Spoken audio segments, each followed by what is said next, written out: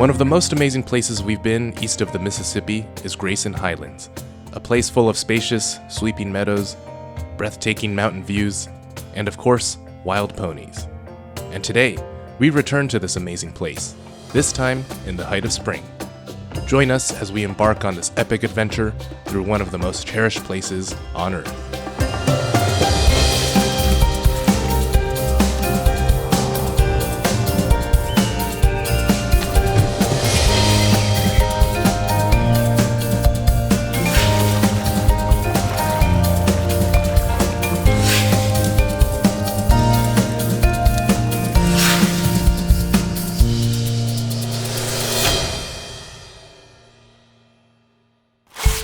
It was the middle of April.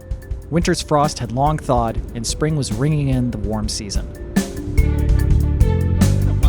We headed southeast, passing through West Virginia and taking in the sights of Charleston, including its gold-domed Capitol building.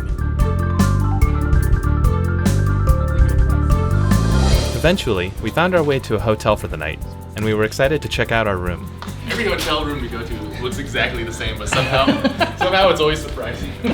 Like 2 beds? It is kind of roomy, though. It is, yeah. We are so our parents, we just don't realize it. Our parents once said their idea of camping is cooking ramen in a hotel room. We woke up somewhat early in the morning, taking in the river view from our room. After sorting through our gear, we headed to the lobby for a complimentary breakfast.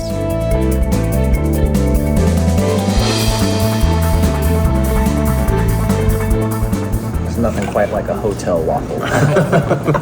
That's how you start the day. After enjoying our waffles, we loaded our gear into the car and went on our way towards Grayson Highlands. Fresh leaves unfurled from the trees, making us all the more excited for our spring trip.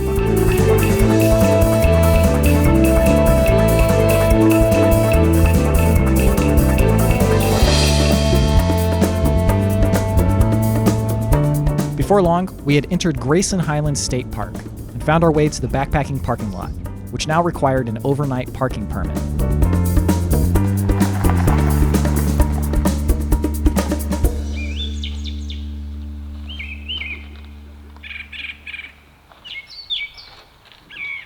A northern mockingbird sang a variety of songs as we readied our gear, then checked out the map to consider our options. Our initial plan was to retrace our original route, then head further west to the Thomas Knob Shelter to explore an area we hadn't seen before. Then we would head east towards the Scales, before making our way back to the Trailhead. But this hike was planned at the last minute, and the route was definitely subject to change. Now, we set out on the trail, enjoying the spring weather. So last time we were here, it was foggy and cold, but this time it's warm and sunny. And we heard a beautiful northern mockingbird in the parking lot, so I'm hoping that this is a good omen of good things to come. It has been so long since we've hiked in warm weather that I almost forgot that it could be warm when you're hiking. Well, I don't know, are you guys surprised at how warm it is? I'm like, I think just a week ago it was like 50 degrees.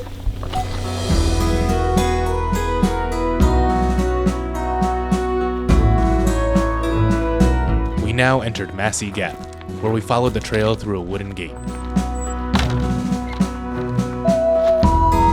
The path meandered along a rickety wooden fence as we entered further into Jefferson National Forest. Trees blossomed with flowers, and the clear, sunny weather granted us views of distant blue hills. This is all vaguely familiar, and when I say it's like a hazy memory, I mean that quite literally, due to the fog.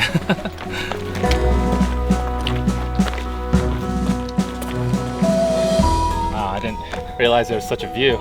So I actually came here last October, and there's some other small little surprises that we just completely missed because of the fog up ahead, but yeah, that is beautiful. So down here, there's a couple flowers growing. There's these beautiful white flowers. These actually belong to wild strawberry. A lot of times if you see white flowers, that means that the fruit that comes out of them will be tastier. There's also mock strawberry that tends to have a yellow flower.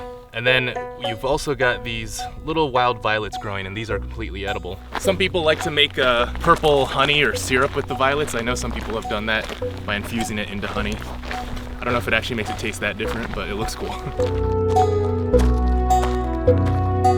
So just up ahead here, there is a rocky hillside over here. And our first time here, we just completely missed that because we couldn't even see past like 10 yards or something. I was just about to say I've never seen that before. Yeah. And last time I was here in the fall, we actually climbed up to that. It's a pretty decent view, but yeah. You feeling that breeze, Bryan? I'm feeling that breeze. As we approached a trail junction, someone mentioned that there was a newborn pony foal up ahead. We continued on the Appalachian Trail, keeping our eyes peeled for any pony activity. Along the way, we saw what looked like a small memorial. And as we hiked, we saw open meadowy expanses all around us. There's a great desire within me to set up our tent somewhere, but not because like I want to stop, but just this area has so many welcoming spots. That's like, oh man, that'd be a great spot for a tent. That'd be a great spot for a tent. And then, in the distance, we saw some ponies grazing in the grass. Before long, we had spotted the newborn foal. Yeah, that's got to be a tiny little horse, right? Looks like a donkey.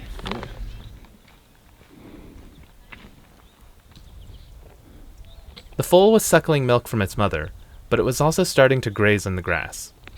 After a little while, we continued on and discussed the various paths in this area. This is the Appalachian Trail, and there's a trail that's parallel to this. I'm pretty sure we took the other trail last time.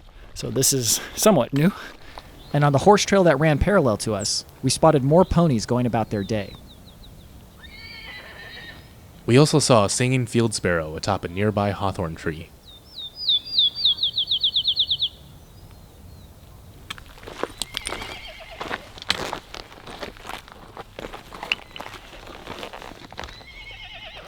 Last time we were here, I don't think we heard them neighing ever, right? I wonder if that's like a seasonal thing, like maybe it's getting into mating season or something. I know nothing about horses or ponies. Are ponies just a subcategory of horses? Because you know how like all toads are frogs? I feel like it's gotta be. Horses were introduced to the Americas, so it's not like it'd be a separate species. I think it's just something that they bred, right? Horses were introduced to the New World in the 16th century, and definitions of what constitutes a pony vary, but simply being a small horse is an oft-accepted one.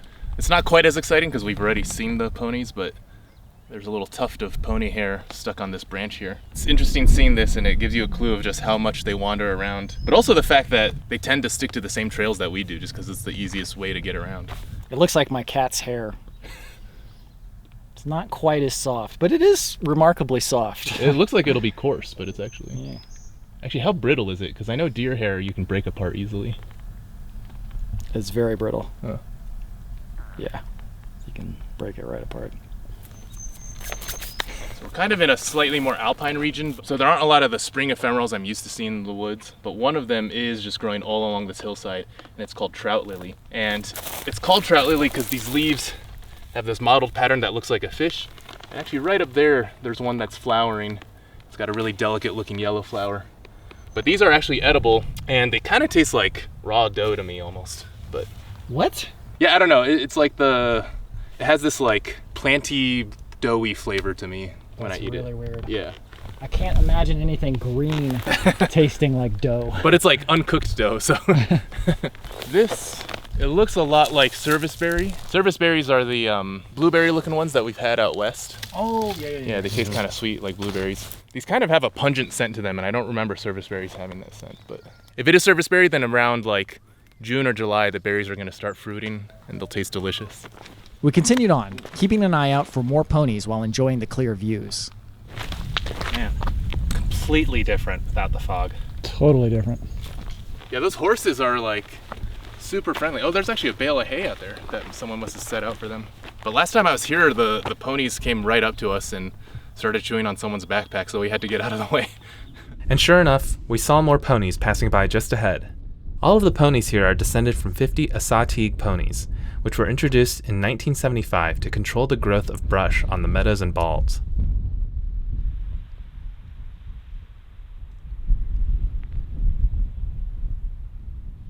Up ahead, we came to another junction where we saw more ponies trotting around.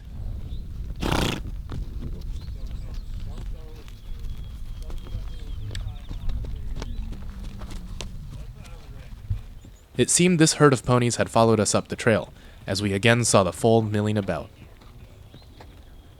The ponies grazed while vultures soared above. It was a peaceful scene, and we decided to take a little snack break while we took it all in. And I still had some leftovers from our drive-in the other day. Chicken nuggets with sweet and sour sauce. All right. Get some sleep tonight. No, I'm good. I think it's like... So the question is, how far have we hiked? Like 0.2 feet? We've done a mile. Oh, really? Yeah. Wow. 1.39. That's according to your watch, though. I don't Yeah. trust it.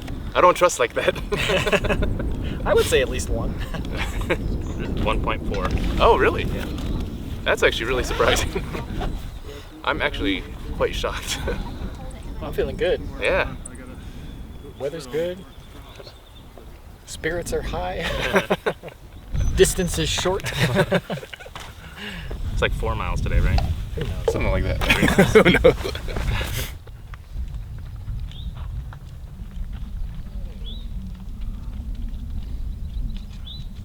After our snack break, we took a look at the trail map and decided to change up our plan a bit to keep things fresh. Previously we went up this way, but we could follow this yellow one and come in from the back. There's definitely more trails than it's showing here too, right? Because I think there's stuff that cuts across here. Yeah. Yeah. All right, so previously we took the Rhododendron Gap Trail or the Appalachian Trail, I'm not sure which. But now we're headed this way. And this is the Virginia Highlands Horse Trail. And it's kind of a roundabout way, but it's like kind of on the mountainside, so hopefully it's got some cool views, but it'll be brand new to all of us.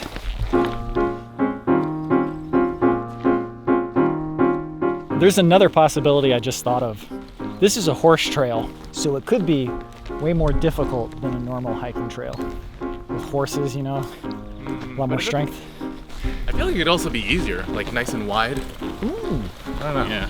That's a good point. So far, so good. Speaking of horse trail, Your horse.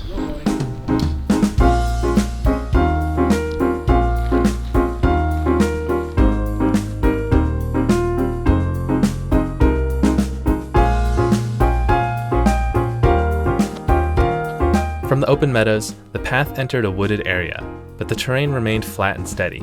I think you were right. The trail is easier because it's a horse trail. This is very nice. certainly not complaining. It's kind of funny, this barbed wire. There's like one old piece of barbed wire and the rest have been replaced. It's one that's all rusty and tetanusy.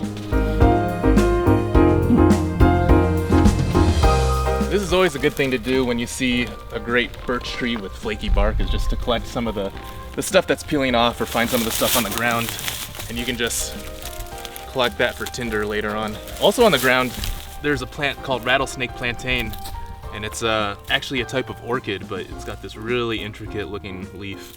It's a medicinal plant. It can be used to treat skin ailments like bug bites and rashes and things like that, because it's very astringent and drying.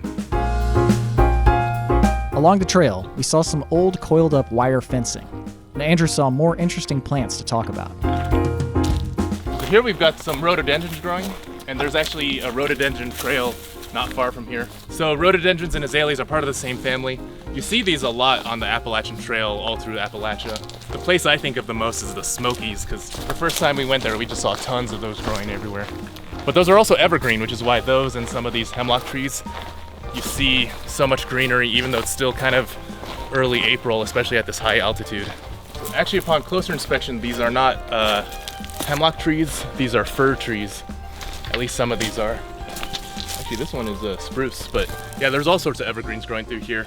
All of them are edible in the sense that you could brew a tea with them. Some of them, like this guy here, they have these little blisters on the bark that you can pop, and there's this resin that comes out, and you can use that as fire starter or a natural antiseptic. It also smells kind of good, but it's really sticky. These are called club mosses. They kind of look like miniature trees or something. They look very primordial, and these ones have little spore things coming off them, sporangia. And I heard that you could start fires by using the puffs of these and catching it like with a spark or a flame. I don't know if anything's even coming off of this because these might be old ones, but I just want to test it out really quick. It turns out it's much more effective to collect the spores and dry them out first. The spores are sometimes used in theater or magic acts to create small explosions, as well as a variety of other applications, ranging from ice cream stabilizer to fingerprint powders. After that, We continued on along the sunlight-dappled forest trail.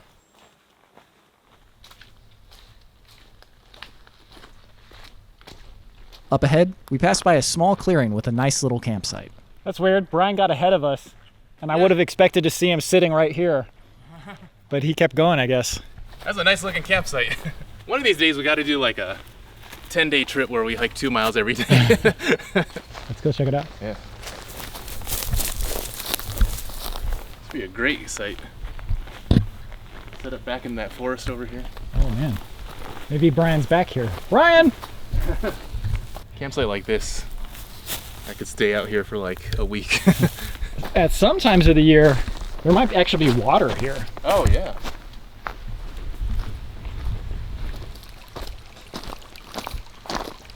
Sometimes it feels like a place never gives you any campsites and you've been hiking for miles.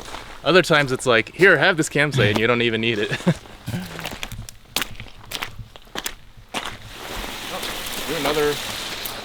Another campsite over there. Small brooks intersected the trail and Robby decided to stop and cool off a bit. Oh yeah. Oh man.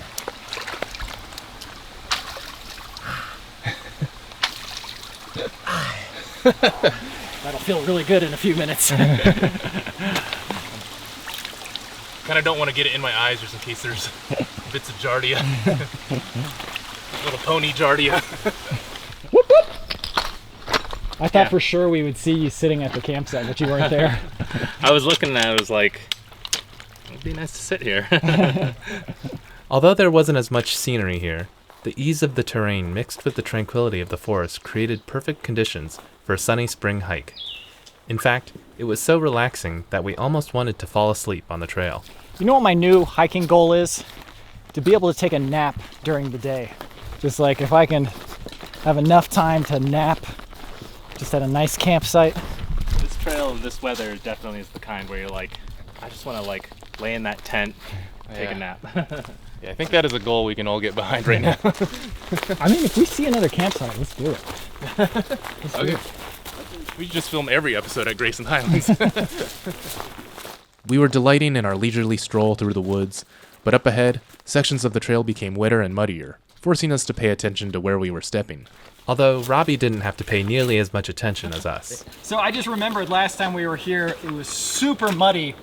So I specifically wore my waterproof boots since I went to all the trouble of wearing them and they're quite hot in this weather.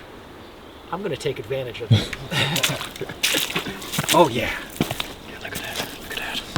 Look at that. We continued along the trail, navigating through the occasional muddy puddles. It felt as though we had been hiking for a while, but we were fast approaching another trail junction.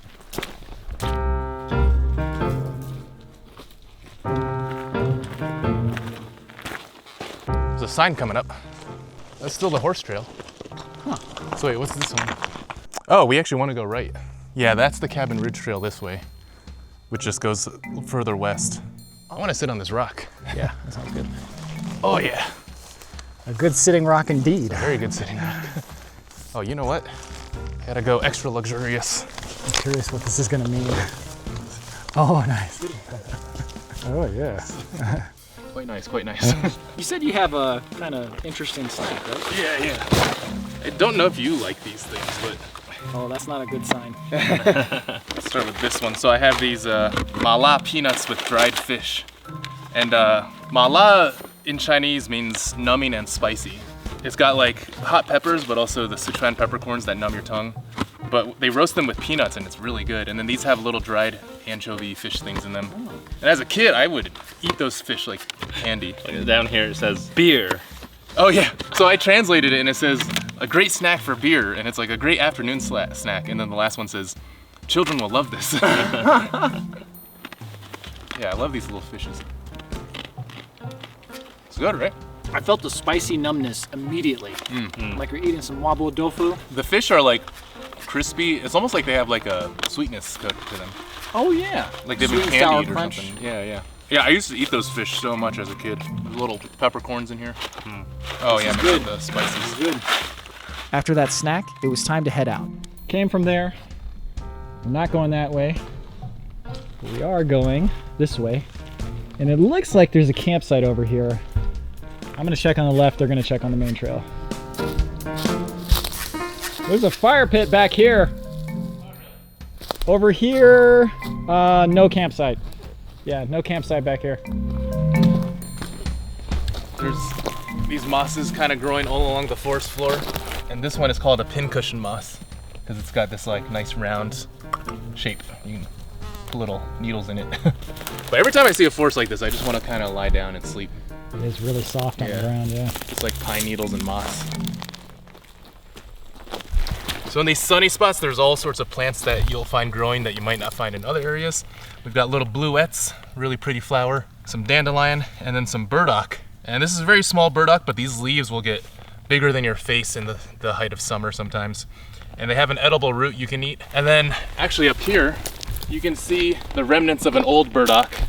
It's still got some of the old leaves dangling on there. And these little sticky burrs. They actually stick to my skin because my skin is so rough and dry. We hiked on, and the trail remained flat and easy. The path now led into another cool, forested section. This trail keeps on delivering. This nice, shady section, oh man. I don't say this like in a bad way, but this makes me really sleepy. That afternoon nap sounds like more and more appealing. Man. The other thing about this trail is I keep smelling the smell of the fir trees, like that pininess, you know? It's just so fragrant. Dense stands of fragrant spruce and fir trees flank the trail on either side, making this area feel almost like somewhere out west. But occasionally, deciduous trees like maples stretched into the sky. And on the ground below were signs of wildlife. Well, there's what I would guess is coyote poop on this rock. There's a lot of fur and even some shards of bone in here. And at the tip of the poop, there's also a little point, and that's usually a sign that it's a poop belonging to a carnivore. Do you know why that is? Does it have extra tight buttholes or? I'm not sure, honestly. But yeah, there's definitely some fragments of bone in there too. Oh, there's like a big piece here. It's crazy. But I've noticed that a lot of these coyotes will poop on rocks. And I don't know why that is. Like, I don't know if it's slightly higher up and they feel safer or if it's like a territory marking thing, but I noticed that a lot. And further ahead, we saw some signs of human activity. I only just noticed it, but there's some vehicle tracks through this area. It's like a bike. It doesn't look like a vehicle. A bike? I think so. Oh, you know what? Yeah, I see that there's separate treads now. I do feel like there's some vague imprints of horse hooves through here, but it's also muddy and old. It's hard to tell. We passed by the muddy section and kept on hiking.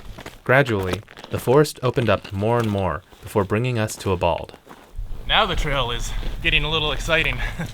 This is some classic Grayson Highlands landscape. I think we're in for some good views.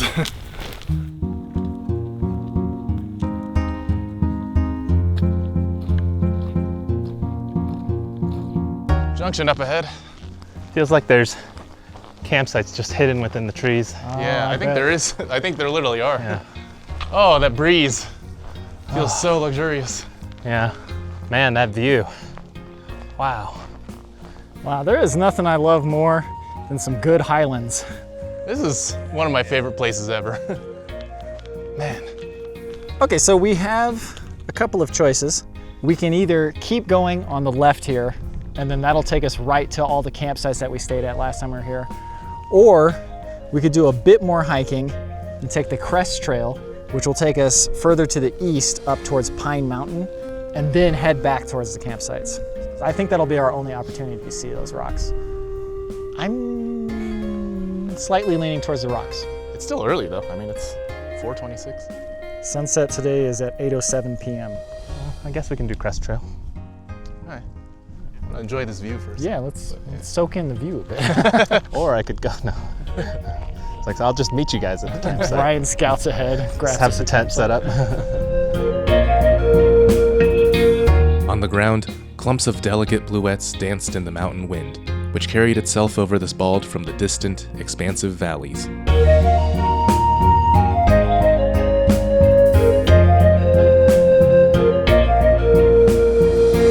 Bits of rock jutted out from the fields of grass, which were surrounded by large stretches of shrubs.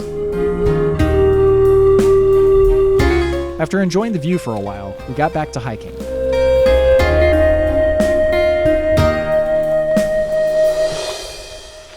Okay, we started going uphill a little bit, We started thinking about it a little bit more, and I think not going up to those rocks right now is probably the better choice. Let's get to the campsite first. We can always go to the rocks.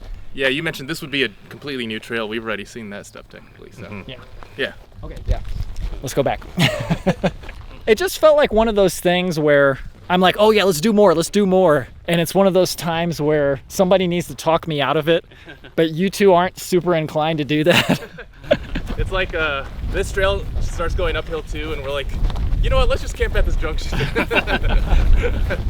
But luckily, this trail had a nice gentle downhill. Oh yeah. Look how inviting this trail is. It's time for rationalization, everybody. I'm just kidding, this will be good. It's hard to go wrong out here. That's just true. We wanted to make sure All Trails wasn't deceiving us, and that there was actually a connector trail that led to the campsites. So Robby scouted ahead to investigate. So, our GPS app has 2 trails listed that go up the mountain to where the campsites are. The first one is right here, and that's not really a trail. It's just like a clearing, but it's really bushy. It's not much better than this. In fact, it might be worse than this.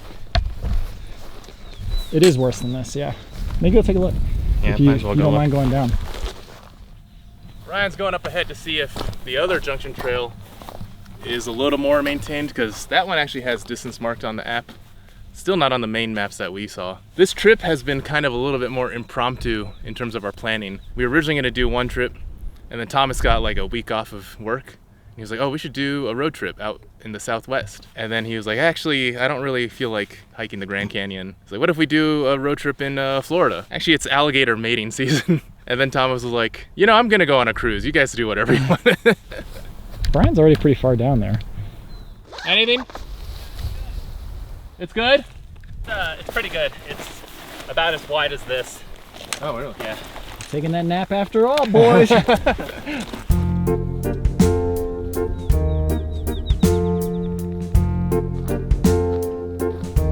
I take it this is it? Yeah. All right. It's probably going to be some pretty steep uphill, but be a straight shot.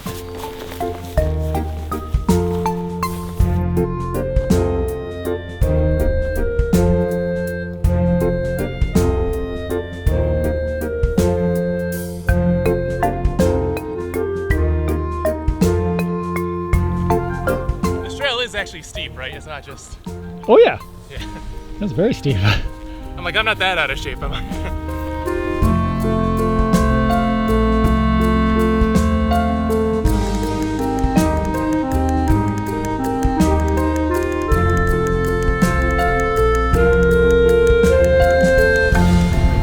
Awesome right now. Definitely boosts your morale. Definitely flattens out up here. Oh, I see something. Oh, mama. This might have to be it. I'm down.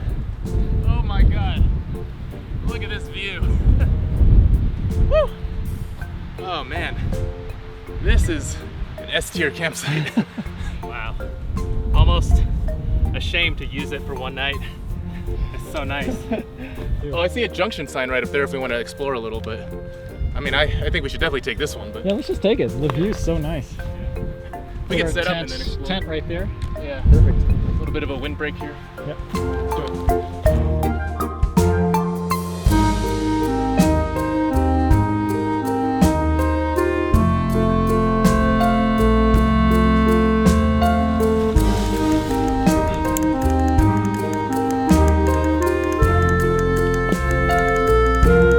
After setting up our tent, we pulled out some of our gear and then grabbed the bear canister in case we wanted to get dinner started. So I think one thing I want to do before getting all the dinner stuff ready is get into relaxation mode. What that means is get the shorts going and get the flip-flops going. Oh yeah. Just let every soggy part of my body air out. Deeper into the campsite, we found a nice forested nook, which we designated as our eating area. I converted into maximum comfort mode.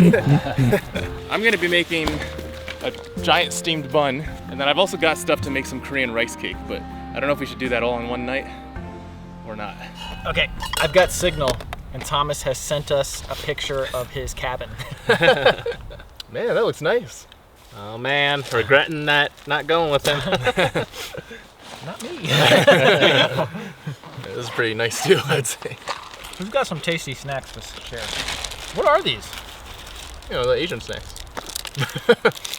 You've had these, right? I don't think so.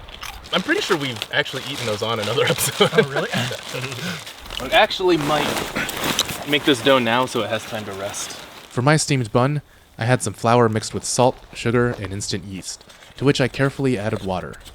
I only had a limited amount of flour, so I wanted to add the water a little bit at a time to make sure the dough was the right consistency. Yeah, that's probably just enough, and then I can add more flour. Once the dough was formed, I started kneading it pretty thoroughly. Kneading dough results in the gluten forming chains at a molecular level, which results in more elastic dough, which makes the finished product fluffier.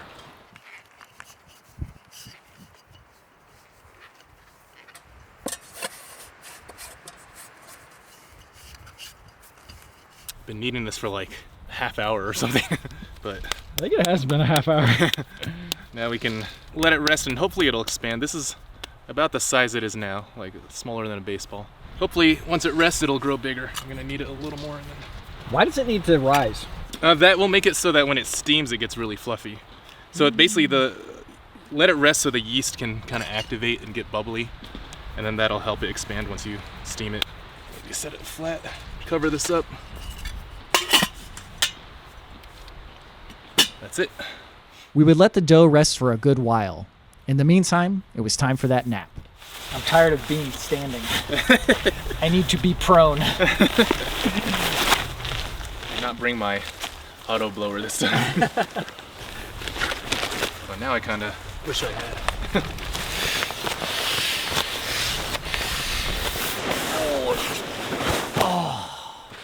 If you're a $100 patron, you get a one-of-a-kind photo that we take on the spot, just like this.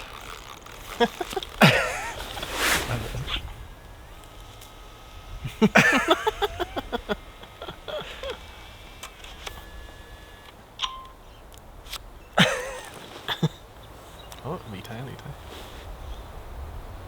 Something's starting to show up. It's actually like a fair amount of flies, but Yeah. let's do this.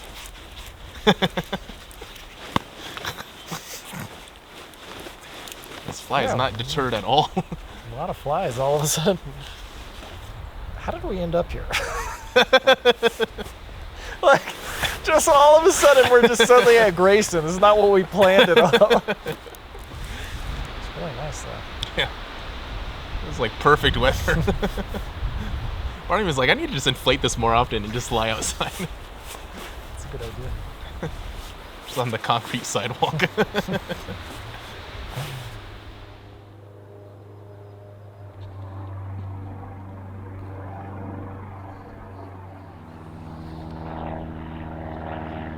It's always great having plenty of time to waste at a campsite. Just being able to enjoy the outdoors with no responsibilities or worries.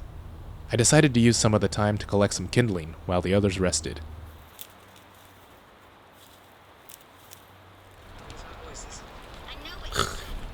How much footage do you need of me sleeping? Like the clouds above us, the afternoon drifted by. Eventually, we all gathered around the fire pit ahead of supper. How was everyone's nap? Your Good. nap? I didn't really take a nap, but it was good to lay down. I fell asleep. You're gonna go get water? Yeah, I'll go fill up water so that we can get water before it's dark. It's behind the shelter. Godspeed. And you guys can get the water started, maybe? Boiling? Yeah, if you want to, I'm gonna start get the fireplace prepared.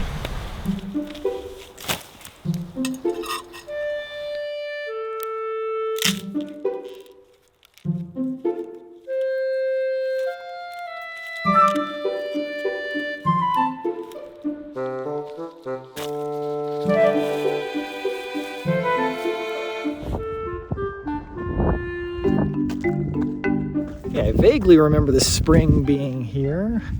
Oh, here we go. Okay, cool. Okay, that'll work. That'll work nicely.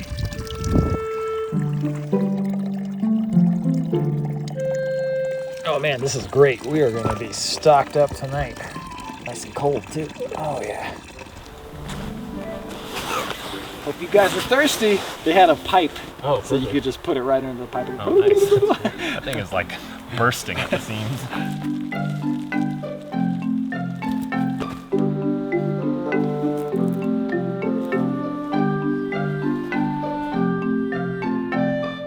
With plenty of water filtered, it was now time to start boiling some of it up for dinner tonight.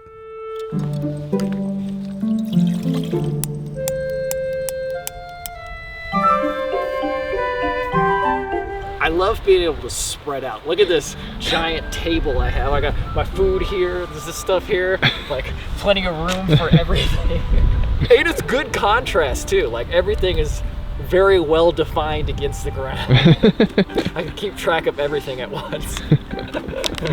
So earlier this was about baseball, a little smaller than baseball size. It's expanded a decent amount, nothing too huge, but hopefully once it gets steamed it'll expand even more. We're gonna fill this with water and place this in here and just let it steam. So it's not gonna touch the water directly, but the steaming will cook the bread and help it rise and expand. I don't wanna fill it too much because last time, once it started boiling, it started kind of like leaking in, so that's probably good, right? But first, we would need a fire. Any special techniques today? Just, I'm actually using a bunch of birch bark I collected already, and then there's some dried twigs and grass and stuff.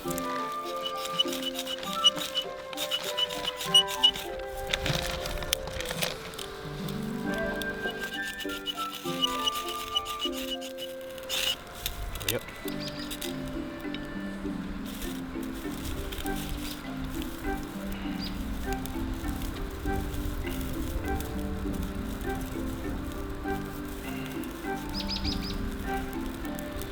Yeah, there's plenty of kindling everywhere, so that part was pretty easy.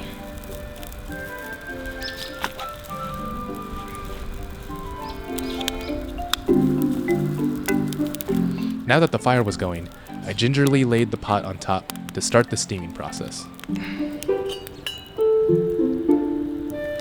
I got to just the right temperature. That this fire is perfect right now. It smells super good. Yeah. Yeah, this smells like the first time we ever went camping. Smoke is burning my eyes. My exposed legs feel warm though. Now that the sun is gone and it's dropped 10 degrees, time to go back to normal mode from my fun mode. Yeah, convertible pants, I don't know why it took me so long. It's great. The creeping chill of the evening was accompanied by the warm glow of the setting sun and the serene quiet of dusk.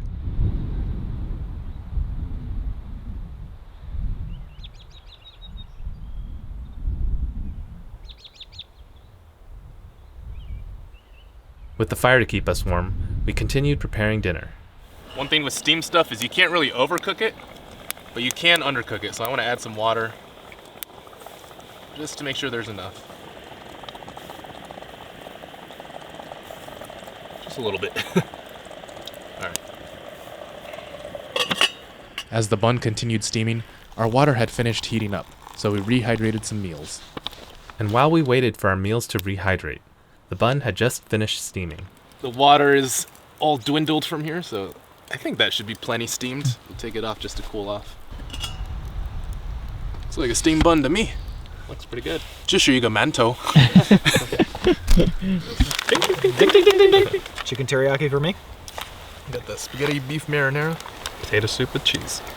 That's really good. Mine is also good. It's a little sweet, but as long as you're hungry enough, I think it's still pretty good. Mine's a little sweet, but I kind of like it that way.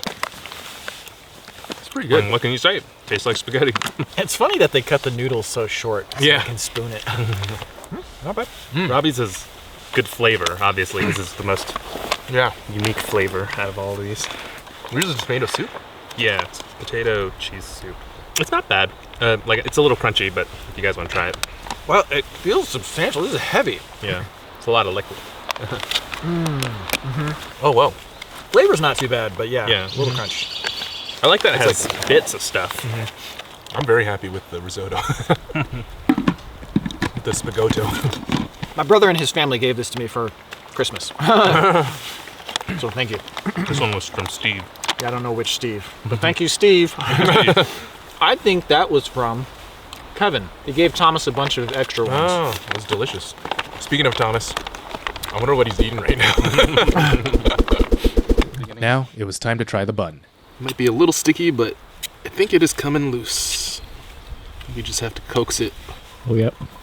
Ooh, yeah. Look at that. Oh, hey, not bad. Yeah. I've also got some classic canned eel. This one is canned braised eel with fermented black bean sauce. This is crispy yellow croaker canned. I want to try the croaker just because it's different. Looks like standard fish. Oh man, looks pretty good. Looks good.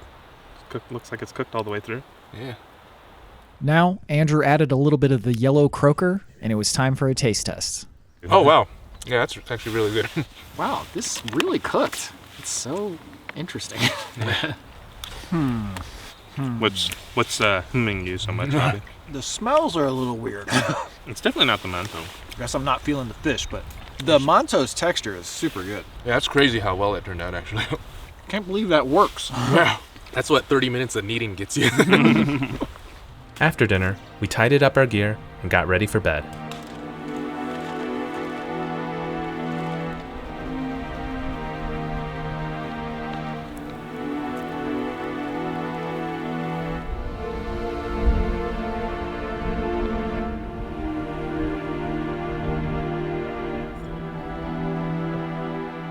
Back at the tent, we were all pretty tired, but we weren't quite ready to fall asleep just yet.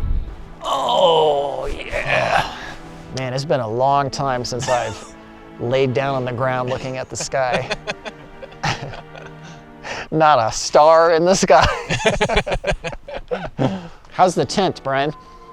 The tent is great. It's everything I wanted it to be. Great dinner, great hike, great views, great campsite. I can't believe how well this trip has come together so far. By all accounts, this should be a disaster trip. I'm so glad that it was warm today. Just the last trip we did was so cold. That almost broke my back. That doesn't even feel that long ago. It's been a long time. Any other insightful? I think I've got some insight. You should get inside this tent. How do you think our happiness levels would compare if we had gone down to the cruise that Thomas is on? Oh, that's a good question. I mean, I think we would have had fun too. We definitely would have been kind of fun. Yeah. Yeah. I definitely have no regrets coming here. This is the kind of trip that reminds you what it's all about. Ooh.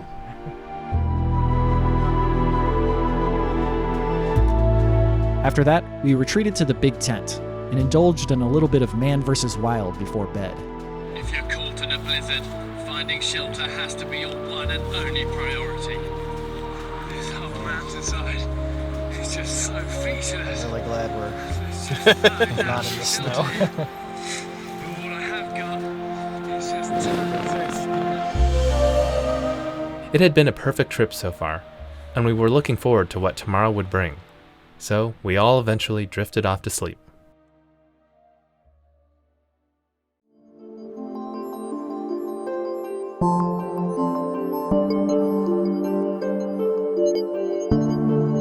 The next morning, we were treated to stunning mountain views.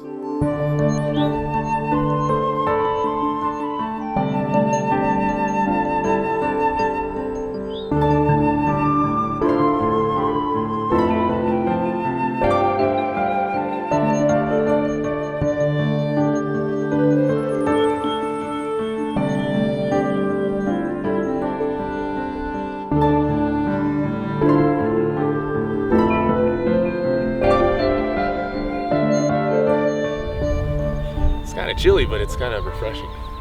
Man, I slept like a dead person. I dreamed 1,000 Arabian Nights worth of dreams. I got up at one point to pee, and it was kind of like cold. But man, when I got back in, it was so comfortable. It was like the cold made the warm even better, and then my bladder was empty. To counter the brisk chill of the morning wind, we decided to brew up some hot drinks.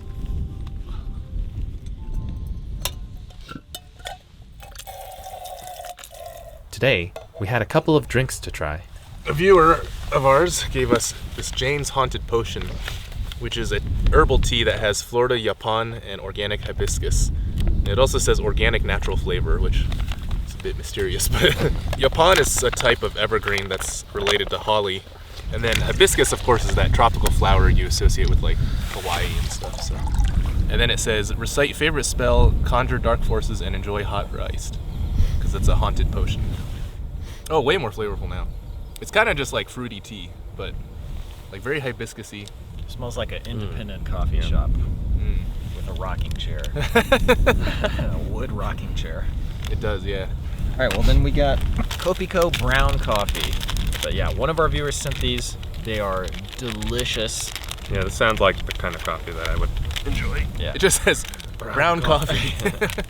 Pretty good. I mean, if you like your coffee with cream and sugar, can't go wrong with that. Yeah. Oh man, as you go for the drink, you can smell it, and it smells just like the candy. I have a terrible idea, which is what if I combine these two? That'd be terrible. But it might taste like a cream saver. It would not, Andrew. Yeah, that's a really stupid idea. There's only one way to know, though. Waste the coffee. What if this ends up tasting really good? It will not. How do you know? But I'll let you live in your delusion for a little bit longer.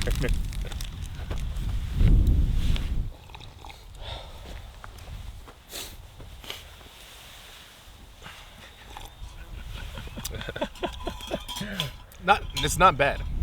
Whatever. It's worse than that, but it's not bad. It just tastes like that, but a little bit off. Oh.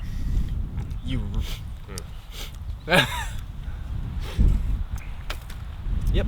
Everybody was right except for Andrew. I didn't say it would taste good. I wanted to explore the unknown. After that, it was time to start packing.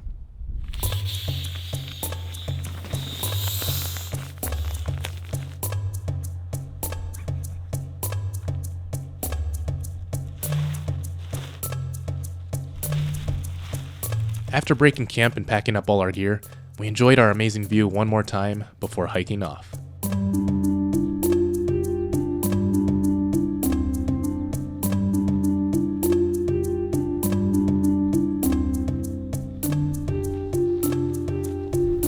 All right, well, I think the first thing we're gonna do is stop by the water source Robby went to last night and fill up on water because we're all low and we're gonna need a lot of water for today. And it's right by Thomas Knob anyway, so we can visit our old friend Thomas.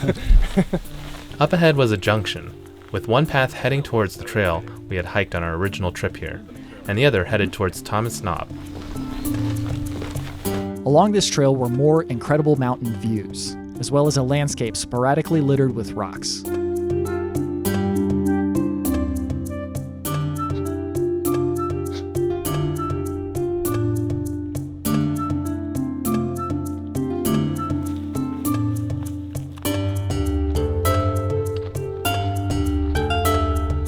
One thing we forgot about until just now is Mount Rogers. When we went last time, you get up to the top and there is no view. So what do you guys think? Yes or no? The way there was cooler than actually being there, and we're doing the way there anyway. But I forgot Bryan never actually saw this part of the trail. Sounds like I'm not really missing that much. Not at all.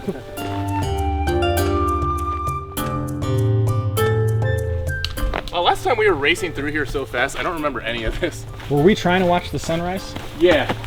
We had now arrived at Thomas Knob. Just to the left of the shelter was a path leading down a hill, towards a spout where I had collected water the previous evening.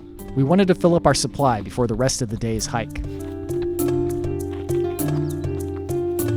It was a decent jaunt down to the water spout, but the views along the way made it a pleasant one.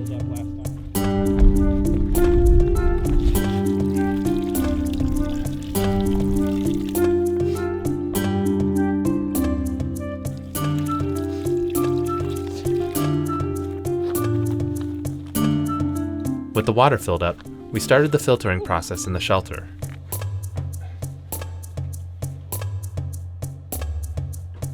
We rested a bit while we waited for our water to filter. It eventually finished, and we filled up our supply. Then we got ready to head back on the trail. And on our way out, I took a look at the tangles of shrubs and bushes surrounding the shelter. All right, so what's all this?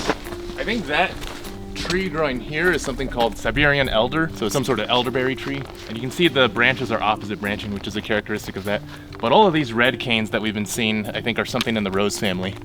What exactly, I'm not sure, but in these really sun-exposed areas, you tend to get lots of shrubby, tangly stuff like that.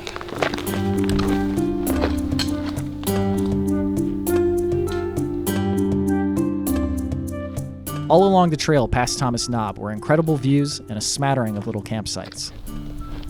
Wow. Little area when every other campsite's taken up. I guess this is the AT, so it makes sense there's a whole string of campsites along this trail. So I believe this is where you turn off for Mount Rogers, is that correct? Yes, I think so. Yeah, I do remember this area pretty distinctly.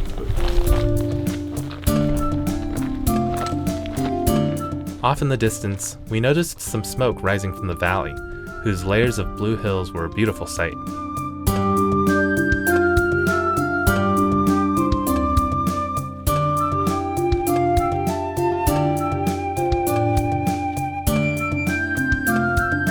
Before long, we came to another trail junction. So Mount Rogers is up this way. This way the AT continues, and I think that's gonna be new for all of us. We were excited to hike past where we had ventured last time and explore parts of the park we had never seen.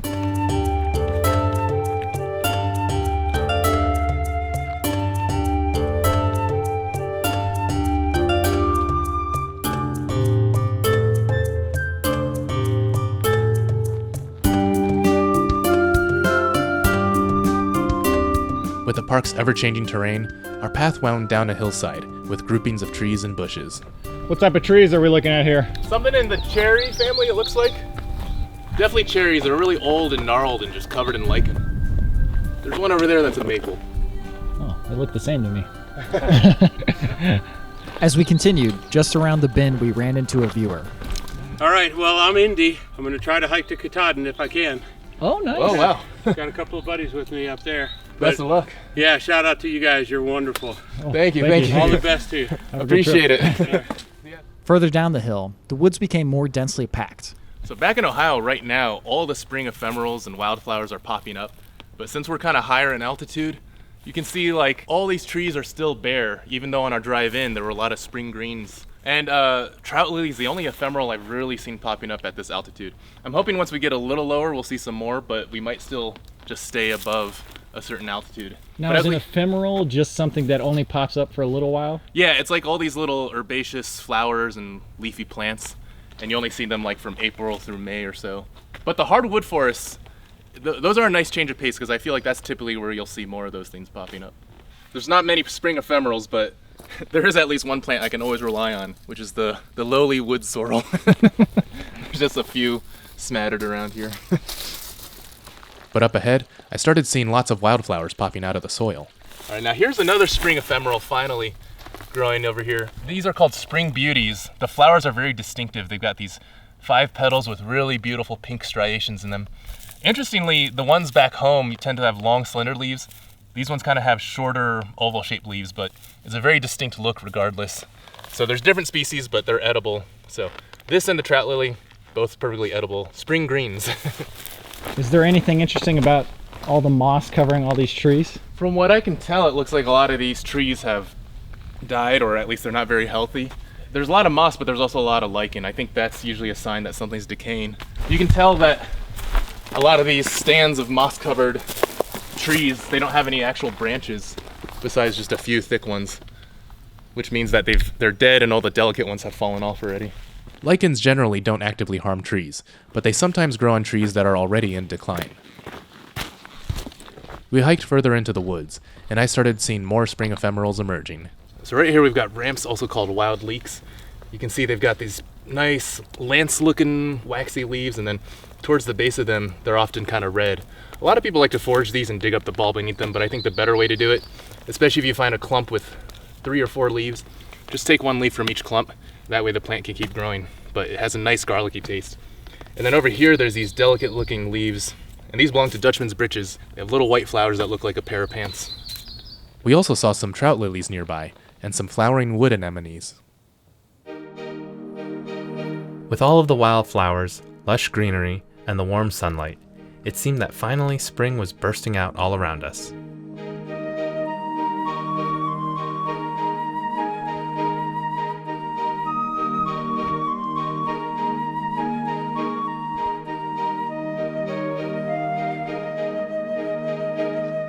We noticed life all around us as we hiked. A small orb weaver hard at work on its web, and the mycelium of the green elf cup fungus staining pieces of wood blue. It is funny how we had that slight dip of elevation, and then already we've seen a bunch of spring ephemerals. Granted, it's in kind of little sunny pockets here and there, it's not everywhere, but we're gonna drop even more in elevation. Getting pretty low, actually, even lower than where we started, so I'm curious if we're gonna see even more things popping up as we progress. Fingers crossed. I don't know how low we're going, but every foot we get lower, that's making me think we're gonna have to go back up. Yeah. So the plus side is we're not going back as high as we already were, but yeah.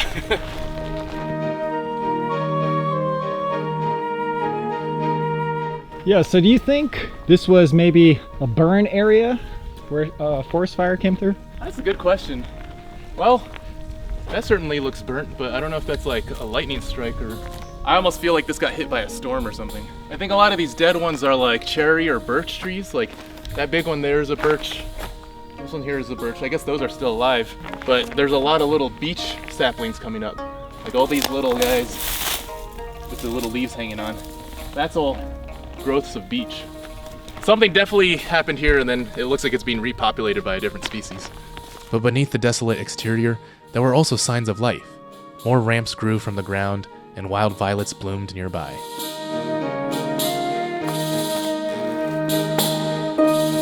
And just ahead on the trail, the forest suddenly opened up.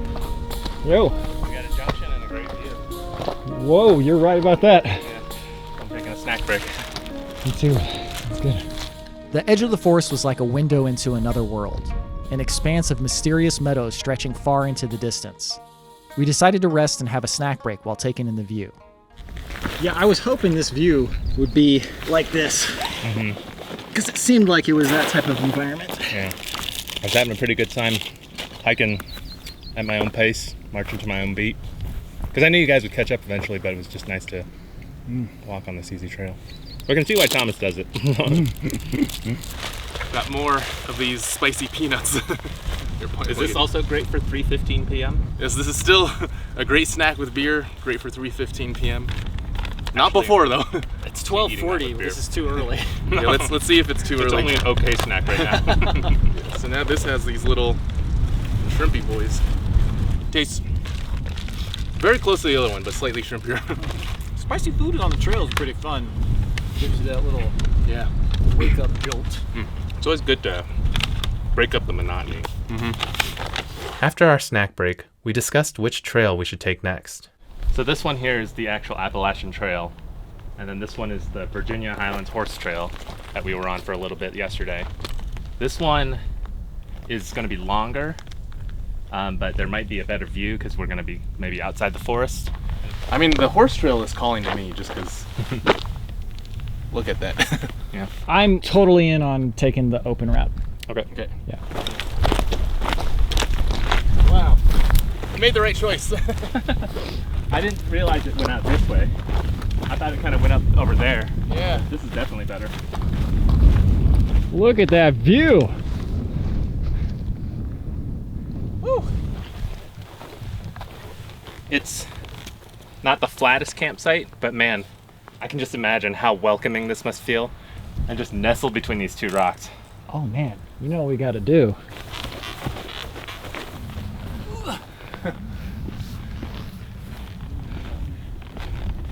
Wow, this is a good view. You guys got to check this out.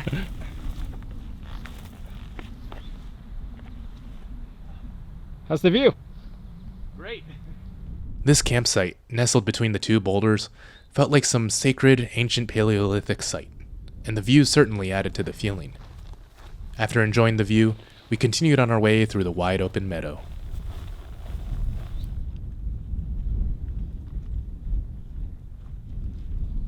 Far across the bald, we came to a small ridgetop, where we found another fork in the path. We would continue along the horse trail, but we took a second to admire the flat, grassy terrain. Camping out here would be pretty great too. Man. What a place. Just look at this inviting ground. Yeah. You could organize all of your stuff on the ground here. I was gonna ask you, why is there's like a secondary forest with no leaves? Yeah, those are the same deciduous trees we've been seeing. They're probably still at an altitude where they're not starting to leaf yet. But then you see all the evergreens growing, like the firs and spruces. But actually, I was just thinking, when you look out there, all those deciduous trees actually have some green on them because they're lower in altitude. This place always makes me think of Conan the Barbarian. Yeah. Oh, this way? Yep. All right, go ahead, Super Tie.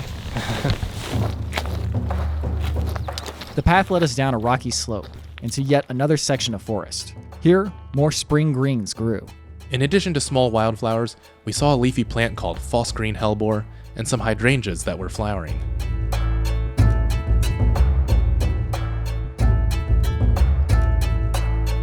We continued dropping in elevation, and Andrew spotted more signs of the spring season in the forest. Yeah, this is a small buckeye tree. It's got these distinctive 5 leaves coming out, the tree of Ohio State. And these are usually one of the first trees to have leaves come out in the springtime. And you can see all around us, everything's still kind of barren, but these ones, their leaves are pretty full in bloom. And this is more of that elderberry we saw up at the shelter.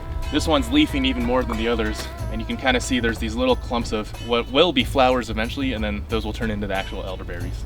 More wildflowers and ramps grew all over, and I saw another seasonal plant sprouting up. Well, this is a plant I did not expect to find out here. These are trilliums. There's a couple of them here. Another characteristic spring ephemeral. It isn't flowering yet, but you can see it's called trillium because it's got these distinctive 3 leaves. But yeah, these are technically edible, but you shouldn't eat them because if you pick a leaf, that could kill the whole plant. But they're just really beautiful to look at. When they start to bloom, they can come in colors of white, pink, maroon, depending on the species. Just such a beautiful sight to see this time of year. There were stunning sights all around us, from glimpses of distant hilly vistas to the subtler things just beneath our feet.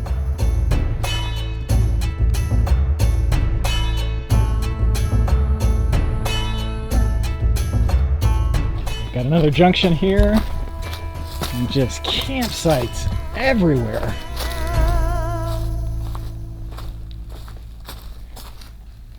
Water is not super plentiful, but as far as campsites go, man, there are a ton of them.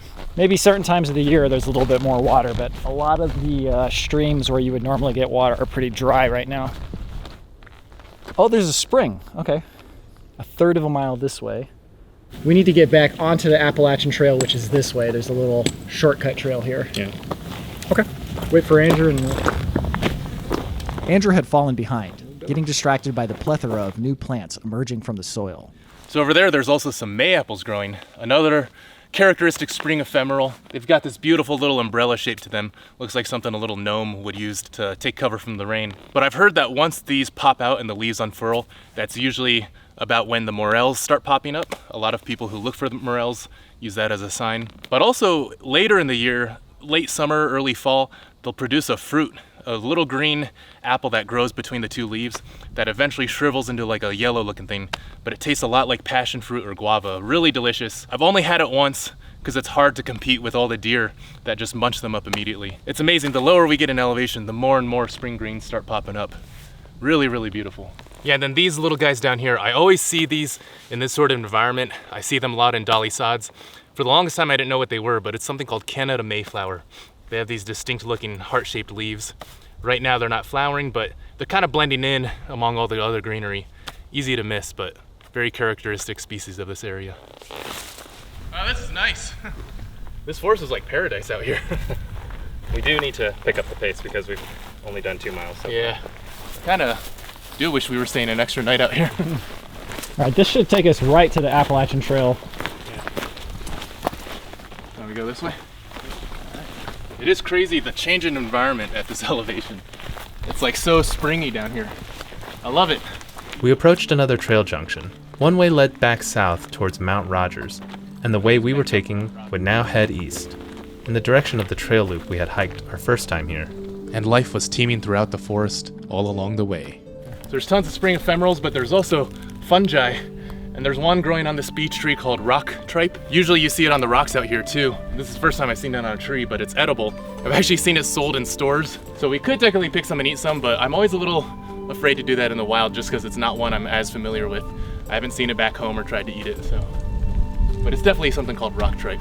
So there's a few shrubs in the woods that belong to the hydrangea family. They've got these characteristic umbels and the flowers have these 4 petals. And there's various types of hydrangeas that people will just grow in their yard ornamentally. Common one is oak leaf hydrangea. There's also some varieties that grow out wild.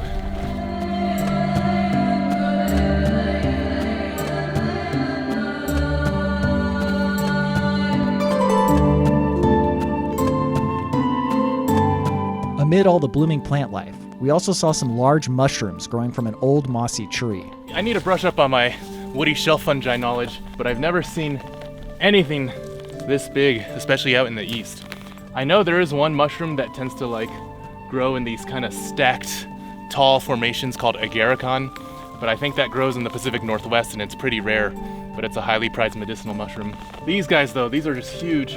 They've got this nice white pore surface, but you can see the layers of growth. Not exactly sure what it is, but I've never seen any that big in my life.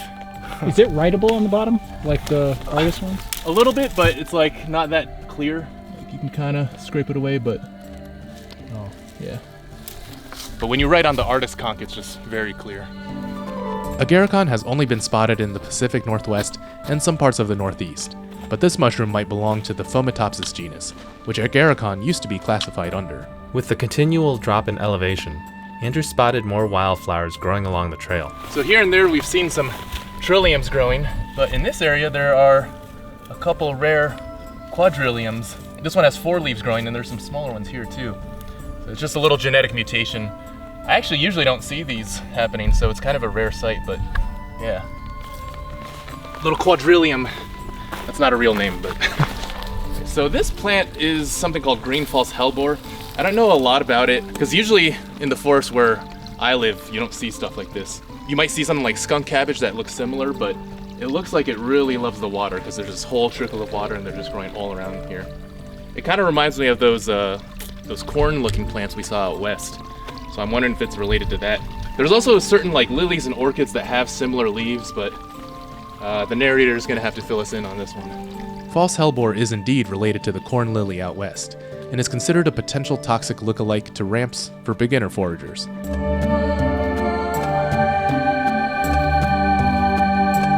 We followed the trail along a hillside, which was flanked on one side by large stone cliffs. Spring beauties stretched across the ground, and we also saw plants like this blue bead lily and some more hydrangea flowers.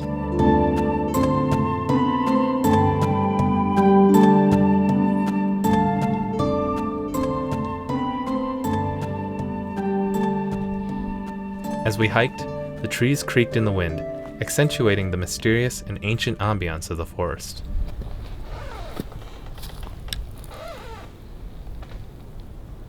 We were just watching Bear Grylls last night, and he was in Iceland talking about how a lot of people there still believe in elves.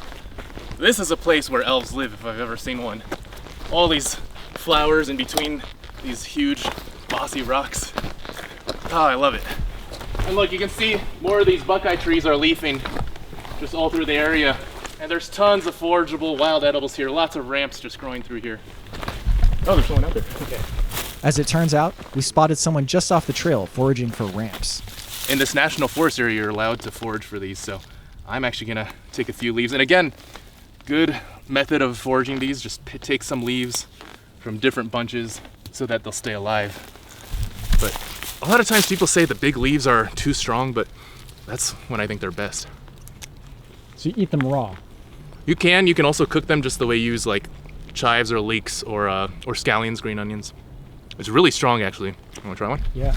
So it's not the onion at the bottom. There's not like a little bowl. No, there is. People do pick that. We can try one if you want. It's very spicy, the leaf. Oh, man, that's good. Wow. Actually, it tastes like a pizza topping almost. Yeah. Like imagine throwing some of that on top of a margarita or something. Pizza. All right, just for posterity, we're gonna try one bulb, but again, my preferred method is just do the leaf itself. And the bulb is pretty small, usually, but here we go. I've seen people sell these at farmers markets in huge bunches, and I'm like, That's fantastic, but also I could just go out to my local park and find them. This one's got a lot of the papery stuff on it, but there we go. Oh man. Yeah. So we can peel away this part. This is just classic ramp. I'm gonna try a little bit. That tastes a lot like garlic. Like not quite as spicy as a garlic clove, but surprisingly at first it's not as strong as a leaf, but the aftertaste is pretty spicy. Mine was actually more watery. Oh, interesting. And a little bit of garlic flavor. It tastes kind of like something you would get in a Chinese dish. Oh, the aftertaste though is nice and spicy. Maybe I'll wash it down with another leaf. Those are good, man. The texture, the texture is nice and springy. It has a good. Oh, like bouncy in your mouth, right? Yeah. Yeah, this is one of the highly prized forageables out here. A lot of things I show you that you can eat, it's like, this kind of tastes like a leaf. This tastes like real food. And this and morels are like the thing to find this time of year. Of course, morels are way harder to find, but yeah. So we're trying to get to the next junction in the next 16 minutes. How are we doing? Half a mile. Oh, okay. And then 0.4 miles to the junction after that, which is where I suggested we could do the other route. And then if we do that one, that'll be 1.8 miles. And after that, we can start looking for a campsite, right? Yeah. If we take the original route, there are campsites by the river down there. Yeah. My vote is for the alternate route because the elevation doesn't change nearly as much, and we don't want to camp along that river, the Lewis Fork, because that's not enough distance. There's probably going to be a decent amount of campsites along that area. We continued hiking, following the trail through a flat, open section of the forest, which felt especially inviting in the early spring weather. One thing I'm really loving about this is you get this green carpet of flowers and leaves just growing all along the forest floor. And it's kind of a rare sight. Like, I think one, a lot of times when you're in the forest, you don't quite see it this open and carpeted. But two, the other times I have seen it like this, it's often invasive species, which still look really pretty, but these are all native wildflowers just growing all across this open forest floor. So beautiful. It's like that idyllic paradise picture of a forest, you know? You know, if all of the Appalachian Trail was this nice and easy, I would consider doing it a little bit more.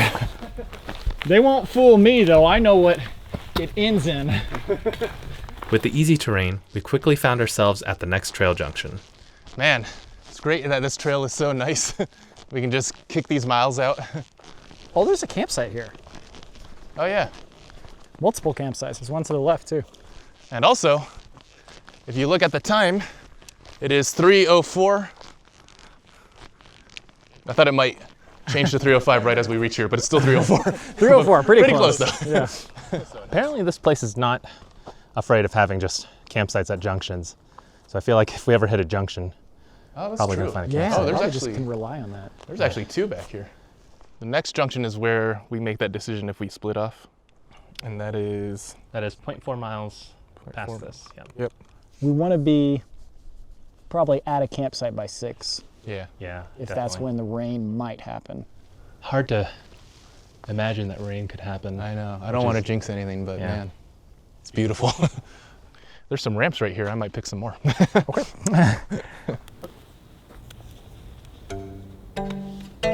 We took a moment to rest and enjoy the peaceful atmosphere and the sight of delicate flowers blooming all around us.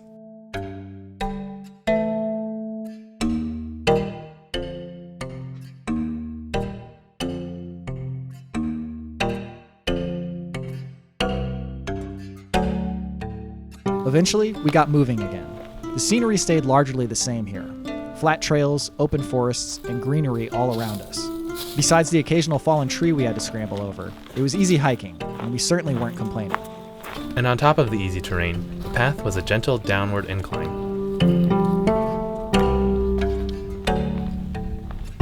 It really seems like the lower we get in elevation, the more spring just comes into full bloom. I'm seeing more and more trilliums that are actually blossoming. There's all these ramps and they're getting bigger the lower we get.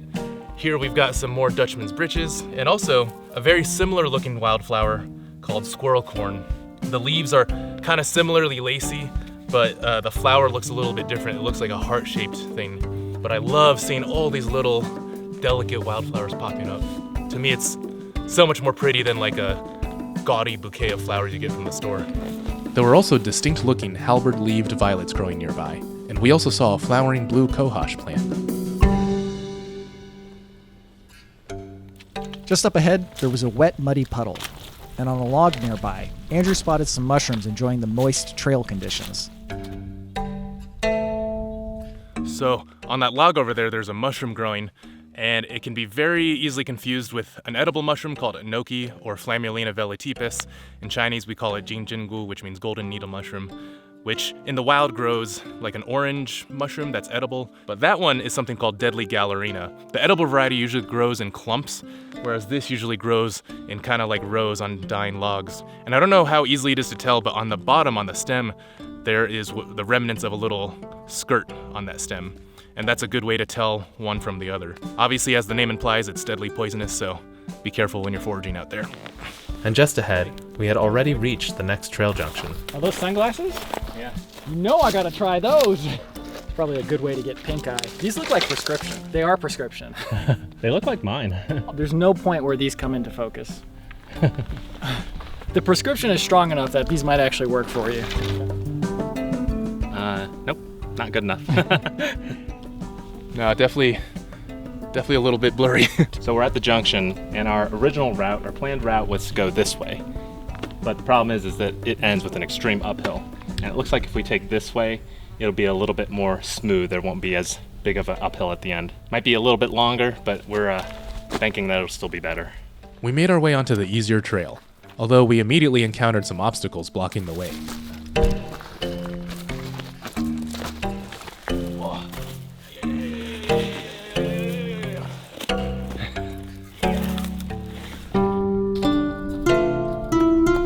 We were only a few dozen yards into the trail, but it seemed like with each step, we saw one felled tree after another. You know, one thing is this might be less maintained, because we've already come across like multiple fallen trees.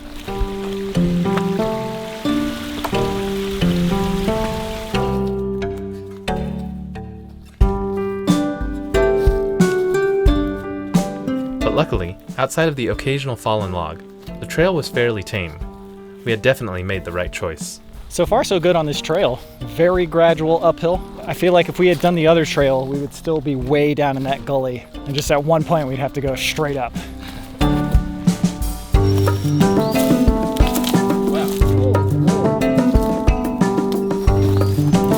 Man. Hold on, wait for me to release this.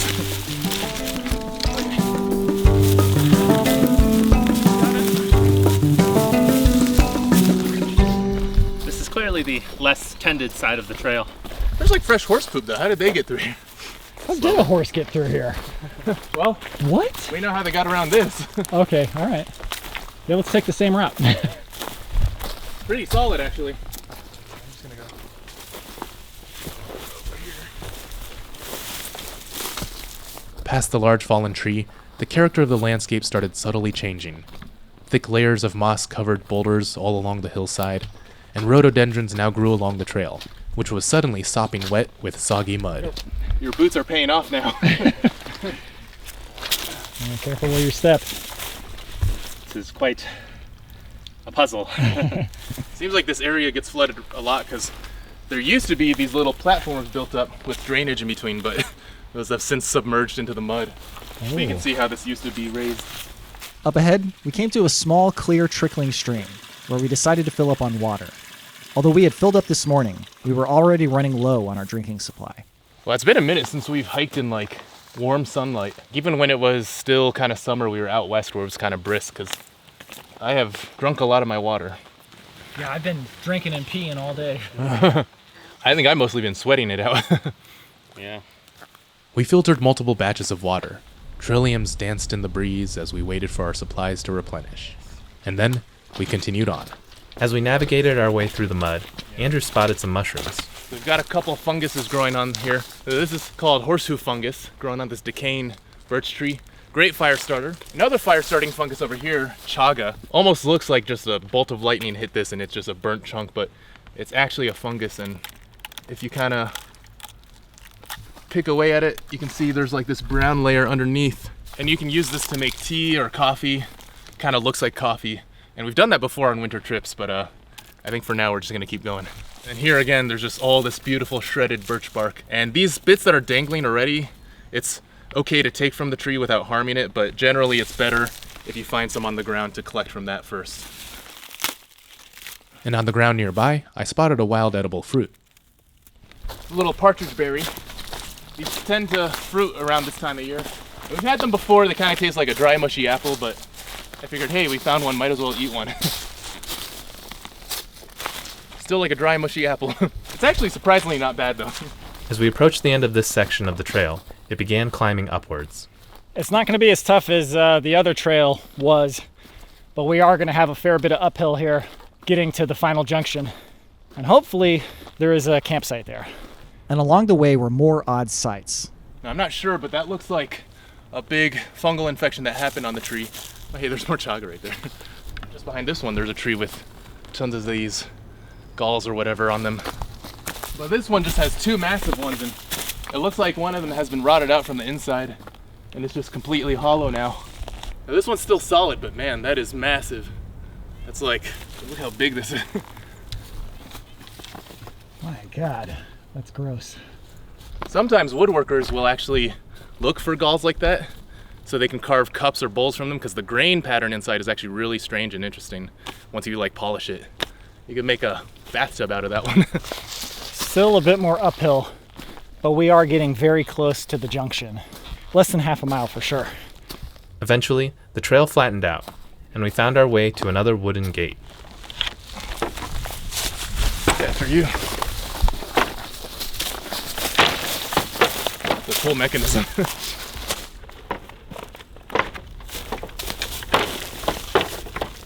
Nice. After a fairly steep section, we made it to the end of the Lewis Fork Trail. Man, makes you wonder what the uphill was like from the other way. My God, who knows? Yeah. Oh yeah, there it is. Wow. Well, the possibility of a campsite suddenly got a lot higher. Oh yeah. Oh, this feels like a little orchard or something. There's definitely an open grassy place here, but I kind of want to keep going a little further. But Let's see if we can find one that's actually established. Yeah, yeah. Woo. Nice to be out in the open again, though. Yeah. I'd say that. Another fence up here. Big and open, but I'm not seeing any fire rings, but there's some little paths shooting off. So we've been here before. Is this where we came from last time? Or Yeah, something? we came from the side over here. I see. This little section is just like, there's gotta be something just up this hill. Gotta be something just up this hill. Well, let's put our packs down up here at this gate. Yeah. And then we'll fan out. Okay. We had split up to look for campsites, but luckily, Robby had found one almost immediately. Gigantic fire ring, plenty of space for tents. We got a great open field here too where we can hang out. So, I think it'll be good. Sounds good. Some tree pepper will be nice too, I think. Lots of firewood. Quite nice. Okay, I'd say tent right here. That sounds great.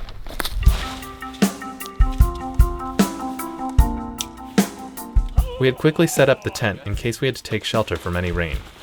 Afterwards, we took a moment to settle down and relax.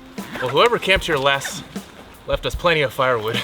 Oh my God, I hadn't looked at this. But the question is if it's gonna start raining. Maybe we should move it under the tree.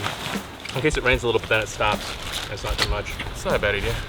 After relaxing for a bit, we got some water boiling so that we could prepare some dinner. First up was Robby's meal.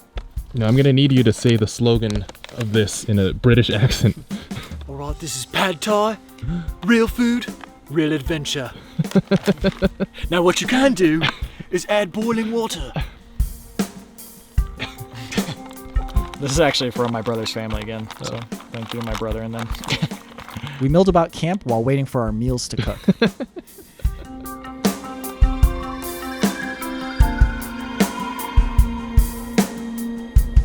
About to do one of my favorite luxury activities while camping. Washing my hands. You guys want to get in on this? I actually might. I'll even pour the water for you. Oh yeah. You could feel the soap instantly like lubricate and clean. I like do my legs or something. This is my water, so no. Okay. We don't have the water for that. Start washing your socks. Simul. Oh yeah. efficient use of water. It is amazing how much difference clean hands Oh makes. my god. Even better when you have a nice semi-fresh towel to dry off with. A little Animal Crossing. Brian's is from the Kumano Kodo. These are both from Japan then? Yeah. I have no idea where mine's from. Kumano Kodo. So, I distinctly remember there was a section of trail where we were in the forest and we had just emerged and we could see the field. We kind of went off a little to check that out. And this tree looks super familiar to me. Looks really familiar to me too. Do we sit on it or? I don't know, we definitely walked by it, but then there's these trees up here. And I definitely remember looking at these. Or if not these, something really similar looking. Oh, yep. Yeah. Yeah, because I remember we came through here and like I think we went that way or something. And we went into this open field. I think we might have looked at the gate and then continued on where we're going tomorrow. Yeah. All right, so I've got this sweet chili tteokbokki, however you say that, Korean rice cakes basically. And there's actually 2 little packs of these with 2 packs of sauce. And I've also got this Korean tuna that I'm also gonna eat.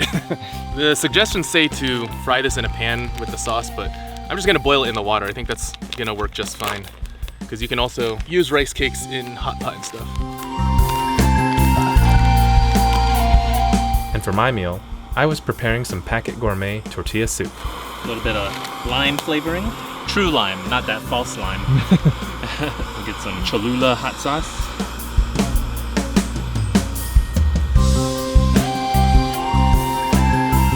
And for the finishing touch, I added some crumbled tortillas to the soup. Now, it was time to dig in. Okay, dink, dink, dink, dink, dink, and sink. We all knew packet gourmet was good, but man, there's just so many good flavors here. The lime in that is really good in that soup. How was yours, by the way? Good. Cooked? Ever so slightly not enough water, but just enough that it's still good. I had no idea tuna could be this decadent. Yeah, that tastes like low quality canned meat, which is not altogether bad. There's chunks of like potatoes and carrots in here too. Oh yeah. The rice cakes had now finished boiling. To this tteokbokki, I'm also gonna add some cheese, and I want this to melt a little bit. I'm gonna add this packet of sauce. A little garnish of some wild leeks. Just a little cheese pull action. That's good. It's very flavorful, but that's super good. Well, maybe not super good, but it's good. No, I actually really like it. The texture, nice chewy texture that you don't usually get out here. Cheese adds like a nice element, and the greens add this pop of freshness. Yeah, it's actually not that bad. I think the only problem is I've been eating the soup, which is like the same kind of spicy notes. I'm not sure I could see myself eating like that whole thing for a meal. It's usually like more of a street food snack, but Man, that cold front is moving in. oh man. It's not looking good. Well, at least we're almost done. Yeah. Boy, you can see the rain in the distance.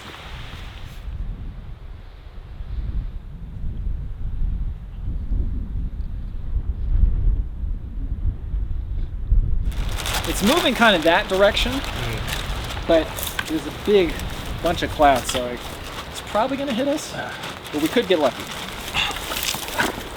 It's kind of nice when you can see the weather coming. Yeah. And you know if you really need to prepare or not. All right, go find a place to put these.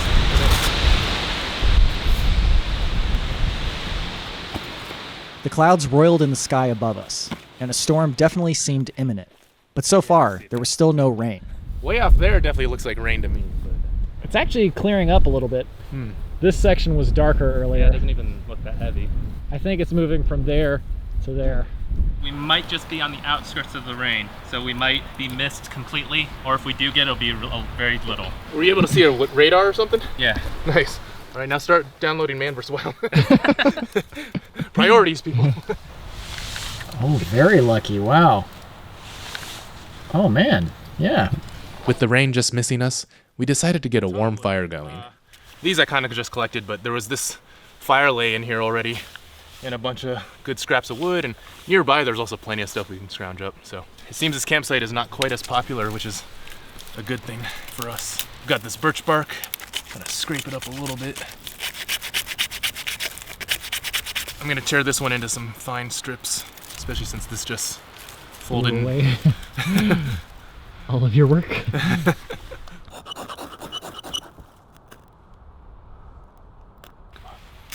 There we go. Cue the Bear Grylls dun dun dun dun dun dun music. All right. Nice.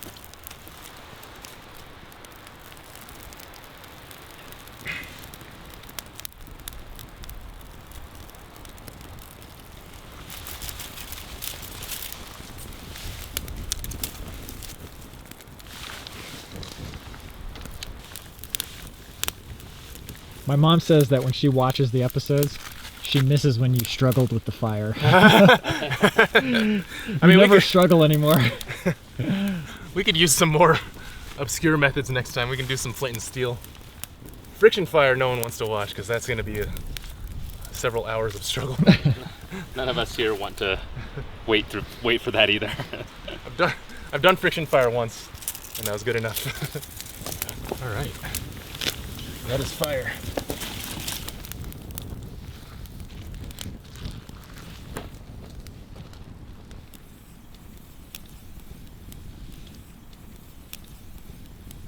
So nice that we just have this fire right now, and like the rain just passed us right by. We get to enjoy this perfect campfire. We could watch some Bear Grylls. It was great that you got the fire started right, because whenever a storm moves in, it gets colder, right? Yeah, so the fire was perfect for that. Man, love a good sheltered campsite. This is like it's like gears that fit together really well. Everything just goes. Have you seen those like 100% precisely machined metal pieces, like they slide into it and then you can't even tell where the seams are? Yeah. It's like the wind came in, the fire got started right when it got cold. We cooked our meals to like perfection. It was like maximum heat, the water boiled. Got all our gear put away. Andrew's meal wasn't a complete disaster. You and me didn't have to eat it. Let's put one of these bad boys on there. Good times. I hope Thomas is having a good time. I didn't see any new pictures from him. I'm a little disappointed. You should text him. Oh yeah.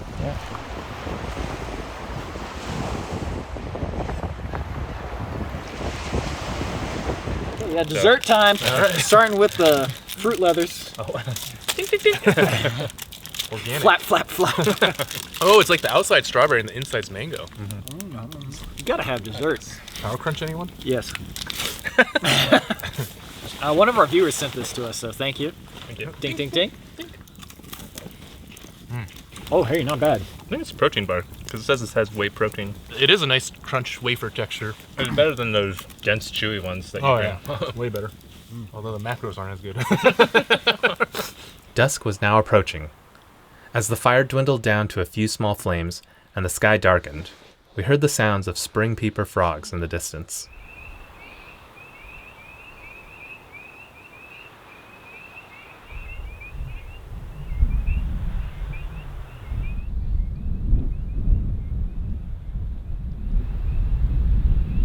Another frigid wind rolled across the plains, so we retreated to the shelter of the tent.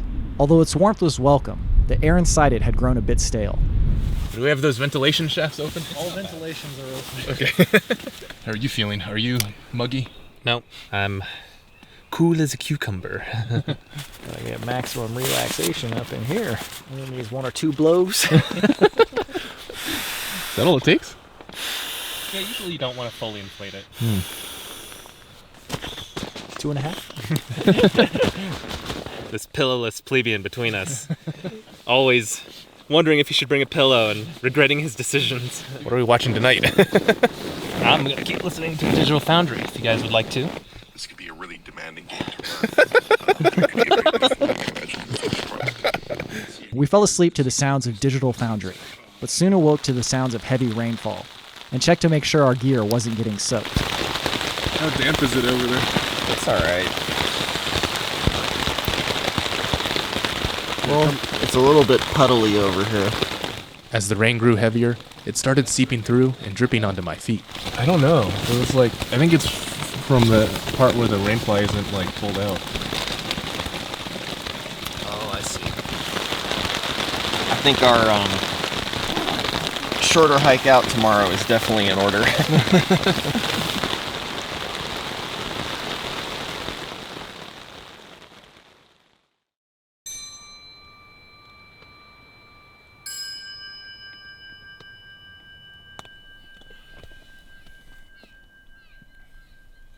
Did the bottom of your sleeping bag also get soaked?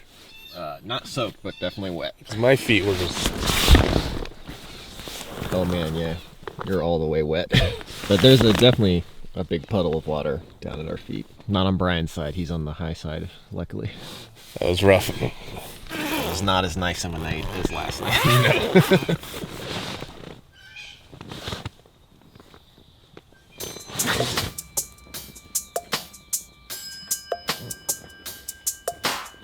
Wetness is miserable. That whole night I kept dreaming that I was awake and in the tent. So I don't know how well I slept. The bottom of my sleeping bag was just soaked, and then I shoved my towel down there, and that kind of helped a little bit, just psychologically. Yeah, that was a rough night. Yep. And my hands just sweating profusely the whole night. Whole body sticky. Oh, yeah. Let's get that water boiling.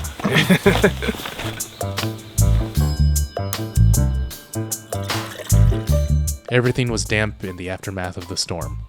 Droplets covered our tent, and in the soggy ground below, all of the wildflowers had closed up.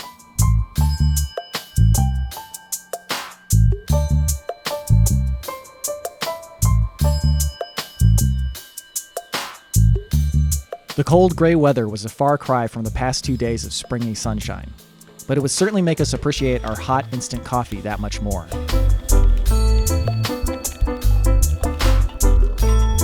To a night finally over. Not bad. Not great, not bad. Man, those the second nights. Yeah, the second night is always, I mean, always a little tougher. if it hadn't rained a billion gallons onto us, it might have been nice. Got any breakfast? Should we eat that other crunch bar?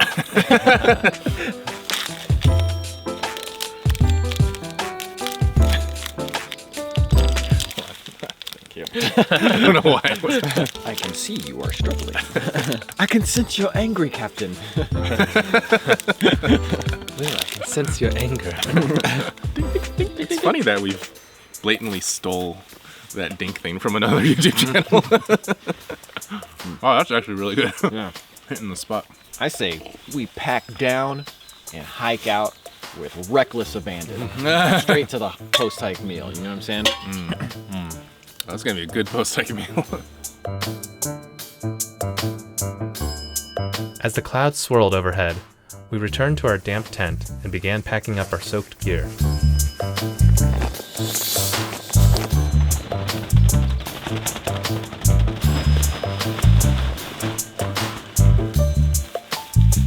All of our gear was wet, some of it more than others, and we did our best to dry it all as much as possible before packing it away.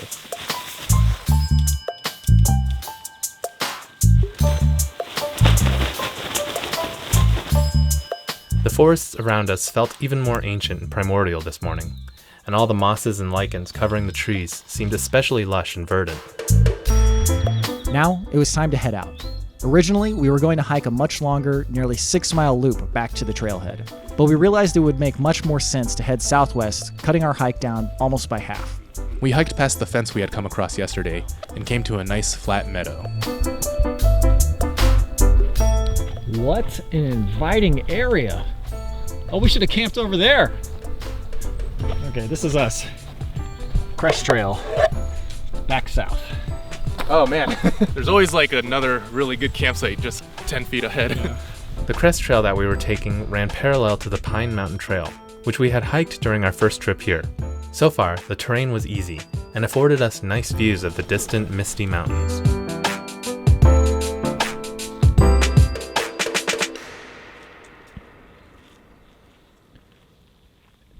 More and more fog rolled across the trail, which made us appreciate our wide, easy trail even more. This trail might be extremely convenient because there's tire marks here. Oh. Some sort of vehicle has to be able to get through here. This trail right now is a luxury on my feet, considering all the rocky trails we've had and is now coming up. All around us, the forest was full of gnarled, lichen and moss-covered trees, which gave the environment an almost spooky atmosphere. The ease of our hike felt like quite a contrast to the ambiance. Although we often prefer clear sunny days, it was impossible to deny that the misty air had become an almost iconic part of the Highlands, one that complemented the incredibly ancient quality of the Appalachians. But every so often, the mist would clear a bit, and we would get a glimpse at the stunning views through the haze.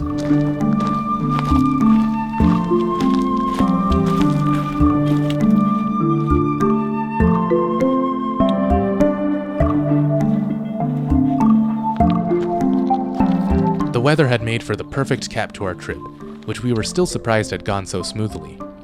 You know, I still stand by that our completely impromptu planning has totally gone to plan. Like, even the rain was overnight, so we didn't have to actually experience it. We could still get rained on, yes.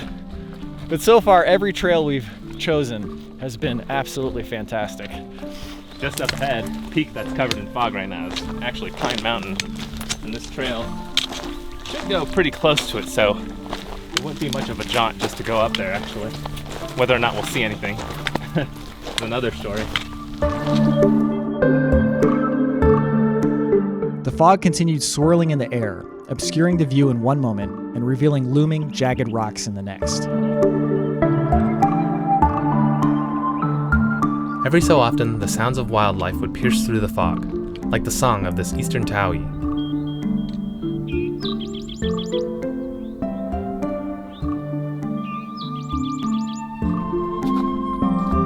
Our trail now wound through a patch of thick shrubs as it gradually led us higher in elevation. It looks like that up there. It's Pine Mountain. It's cleared up a bit, and it's getting closer and closer. Little campsite in here. Little fire ring established here. Looks like someone just made it, but nice little view, nice little pocket. And we saw something else interesting on the ground. Look how small these are right here. Yeah. It's got to be the baby, maybe. Yeah, definitely not a full horse. It's a half horse, not a whole horse.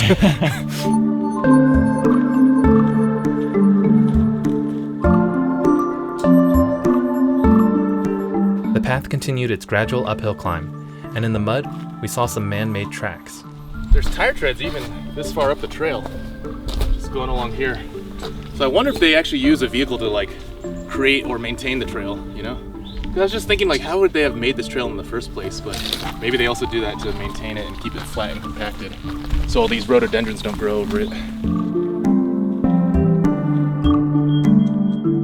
Eventually, we had reached a familiar intersection not far from Pine Mountain. So how are you guys feeling about Pine Mountain? It would definitely be a little bit of a trek. Well, if we take that trail to connect back to the way we're going, I mean, Pine Mountain is just right along the way. Yeah. Okay. It's not too out of the way. Let's do it. We'll start with these rocks. Oh, we're going back up. I thought we just do Pine Mountain. Yeah, okay, I'll hit this rock. Okay. You guys look at me do it. Okay. And then we'll do Pine Mountain. Okay. Last time we were at Grayson Highlands, we had climbed up to the top of this rock on a clear day. Although it was much cloudier this time, the views were still quite stunning.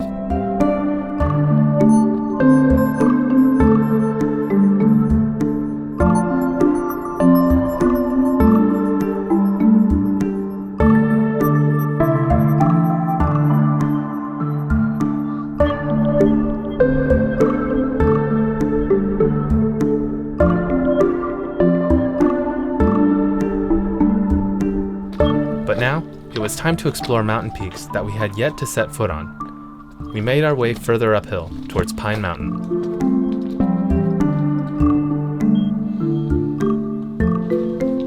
The path traced the edges of large, jagged rocks, even leading us through a tight, stony squeeze.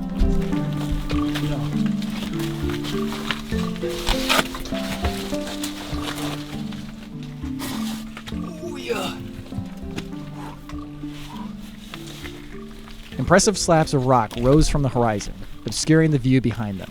This is so cool.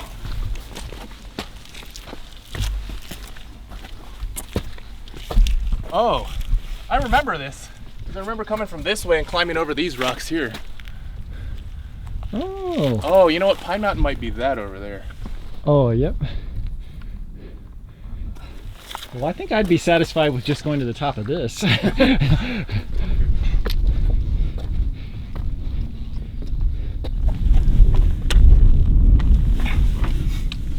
You know, on second thought, that does look like it would afford a very nice view of the other side. It doesn't look that bad to get there either. Yeah. Yeah.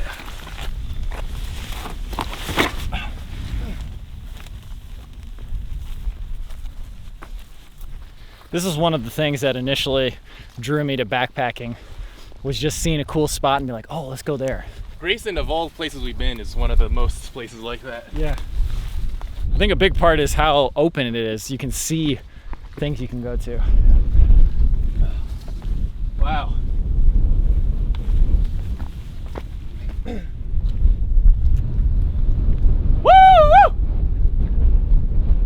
Wow, you can see everything. There's horses over there. The trail we came up over there. Awesome. Wow, that rock you climbed earlier is like dwarves by comparison to this. Whatever the saying is. You right? Wow.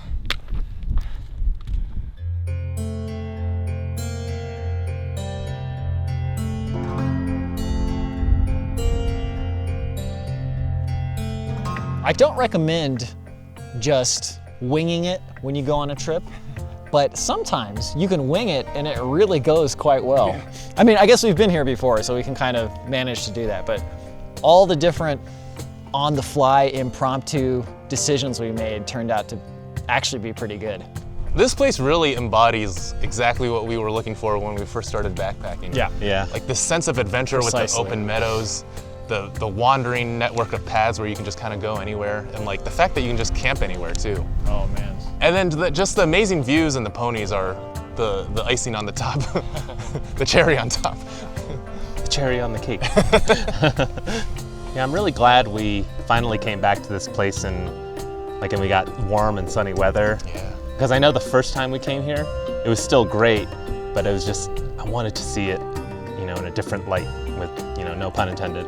Well, I will say, we're definitely going to be back because after how fun this trip was, we have to get Nicole and Thomas back here. Oh yeah. And there's plenty left to explore. Yeah. Plenty left to explore. A lot, yeah. It's funny, even if we go on the same paths, we can take a slightly different path. That's true, yeah. And that paid off every time here. This landscape is without a doubt one of the most amazing places we've ever visited. An ancient place filled with vast meadows, lush forests, rocky mountaintops, and wild ponies. And with its open landscape and network of trails, even an impromptu trip can go smoothly.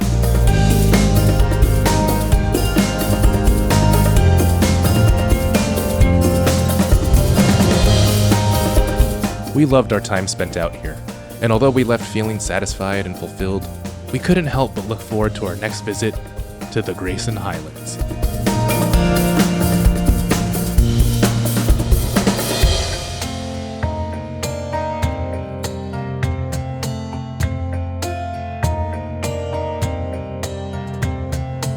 Thank you very much for watching. Hope you enjoyed the video. If you did, please check out our Patreon page at patreon.com/adventure. All patrons get early access to the videos, bloopers, and commentaries. We also have tiers for getting your name in the credits, copies of the soundtrack, Patreon exclusive photos, special shoutouts we do at the end of the episode. And for our $100 patrons, we have a new bonus, which I am very excited about. We will mail you an instant photo that we take during the trip. One person is getting this photo of a horse right after I ate some chicken nuggets. One person is getting this photo of us eating spicy peanuts, but each $100 patron will get an exclusive photo that will be only for them. So if that excites you, please check that out. In other news, we got a new t-shirt provider. our old t-shirt provider. The quality was really hit or miss, and apparently all of the orders have been delayed recently, so we're totally dropping them. We've got a brand new t-shirt provider. Hopefully the quality is better and they start sending them out faster. But you can check that out using the link in the description or the little shelf below this video. Another thing, at the beginning of this year, we restarted our podcast, Campfire Chronicles. That comes out once a month. You can find that wherever podcasts are found or in the link in the description. Finally, thank you again to all of our patrons. We really, really mean it when we say that we could not do this without them. They are the reason that these videos continue to exist. But also thank you to everyone for watching. Hope you enjoyed the video. These videos take a long time to make, so thank you so much for your patience between videos. But keep watching for the post-hike meal and the shoutouts. Thanks again for watching. We'll see you in the next one.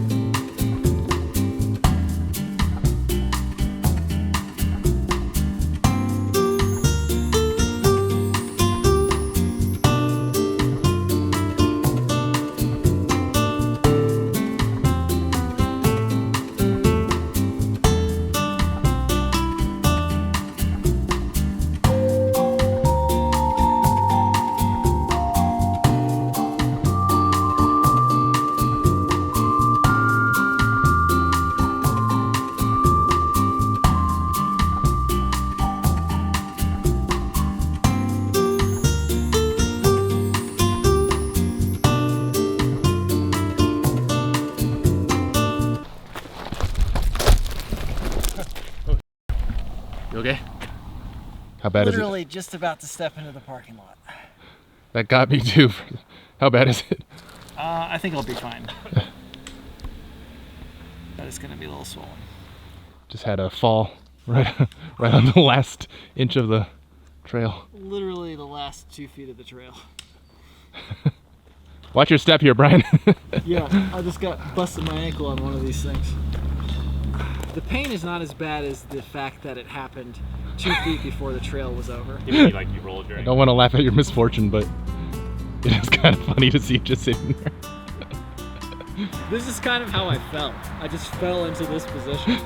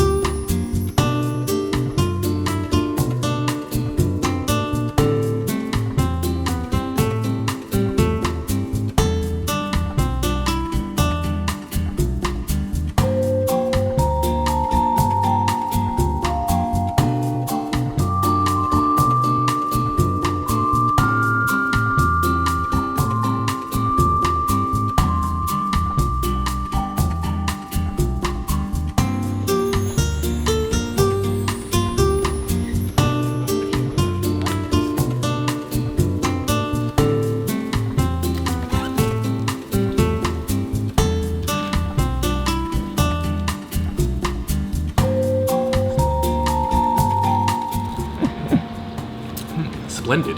Ooh, yeah.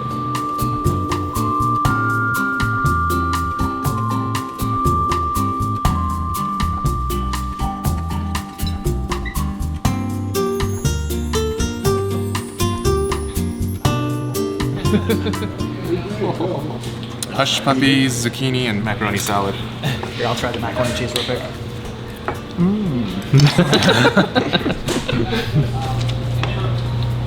Dude, look at this cornbread. Look how thick this is. Pretty good. Did you guys have chicken fried steak in school? I don't think so. Well, maybe. But Love a chicken fried steak.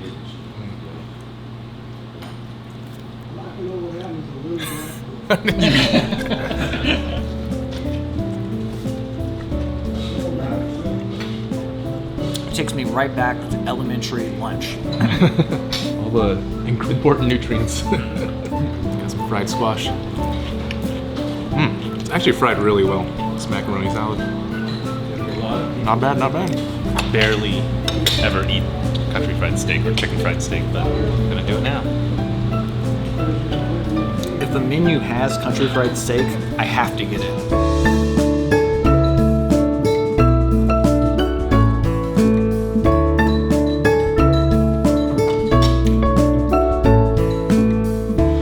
How was it? How was it? Good filling.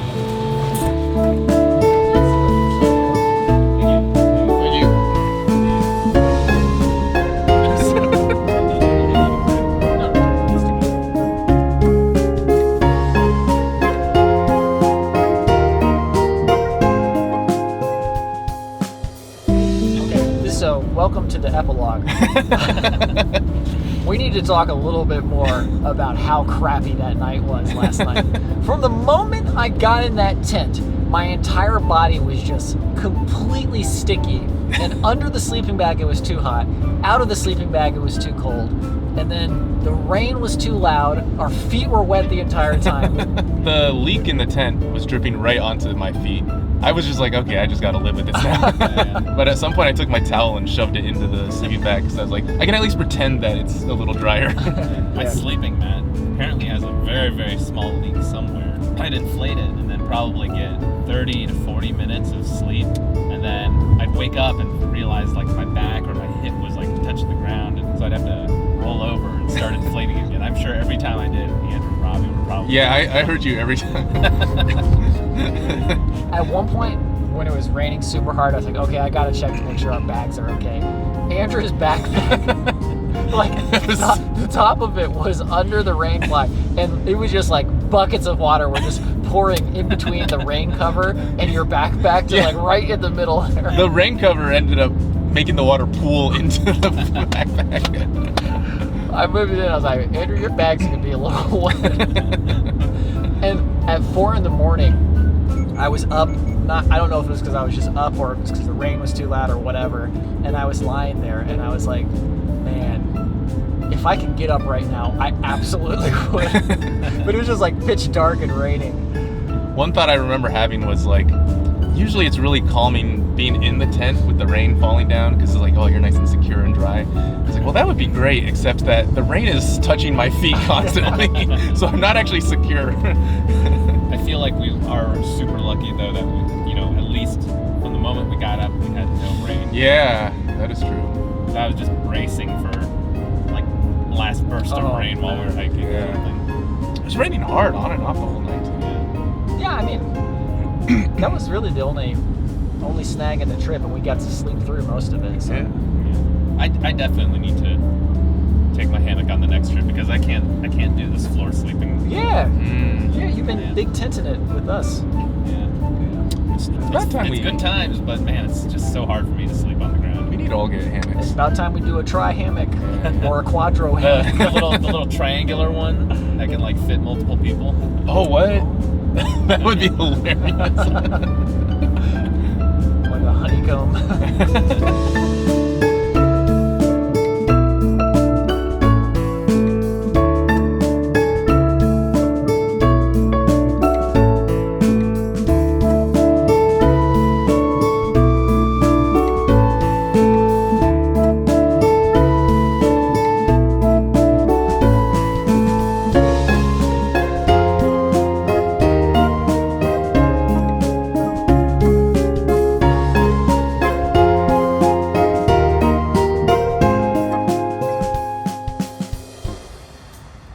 两个礼拜以后，速度直接一进球。不是Bryan. See ya.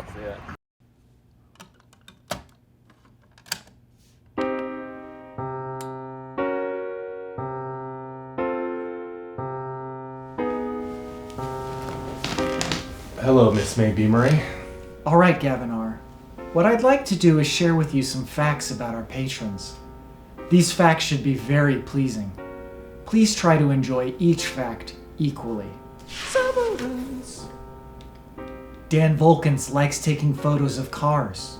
Mary Sienkiewicz is an avid horticulturalist. Squisky likes to adopt animals and practices compassion above all else when they volunteer at the local animal shelter, and encourages everyone to adopt when they can.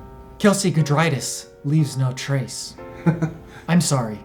Please try to enjoy each fact equally and not show preference for any over the others. That's 10 points off. You have 90 points remaining. Points? Please don't speak. Christina Alvarez is good at hiking and never trips.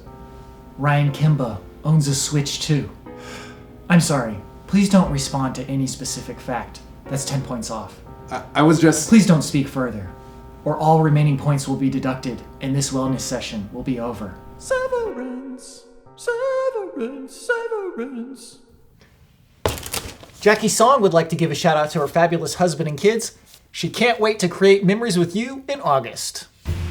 Hey everyone, it's Senjan Fizame from Nintendo here. Thanks so much for joining me for this tour of my home in Animal Archives Old Horizons on the Nintendo Switch 2. You might be wondering how a busy guy like me can earn so many bells in this game, but if you've been watching Adventure Archives for a while, you know that there's a lot of patrons I can turn to for help. Let me show you my house. Here we have my living room.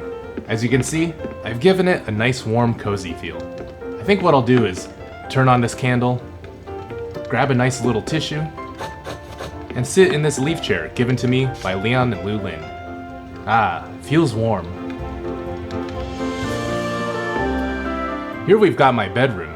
As you can see, I've given it a nice bright feeling. This is a cool little screen given to me by Bryan and Aussie Yamagata. I think what I'll do is turn on my TV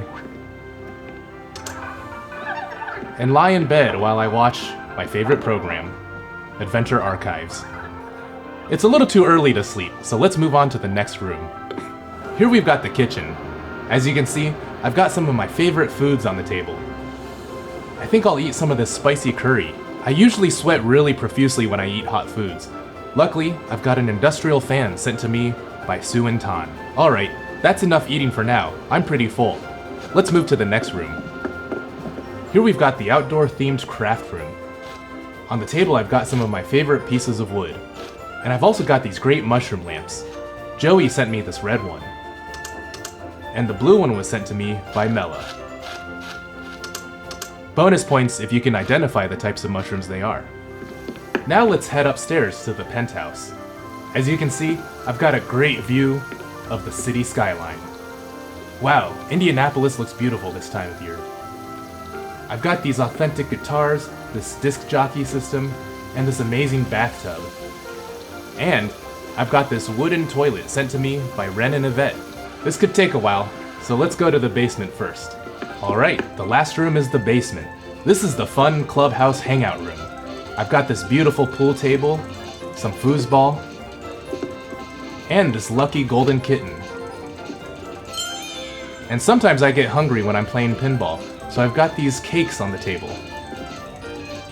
Jenna Spitzer made the pink cat cake, and Mattis Vakar made the other one. Okay, that's all the time I've got.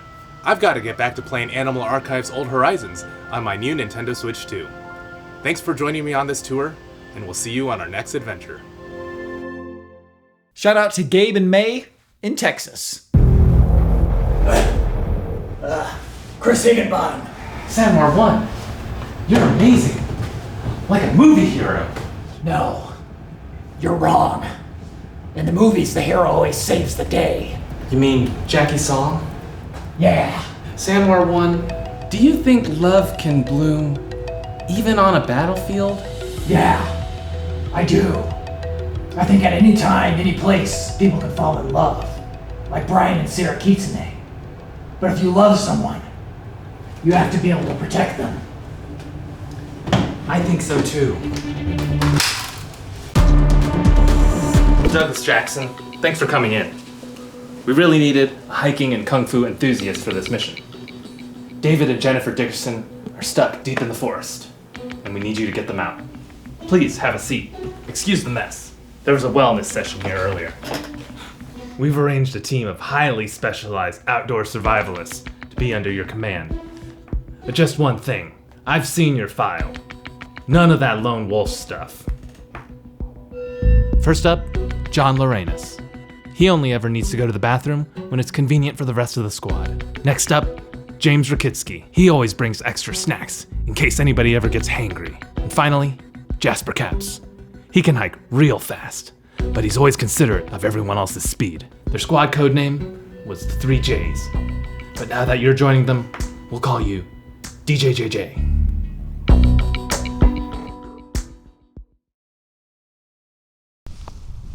Should have let you end it on the thing you ended it on. That's all right, we still will.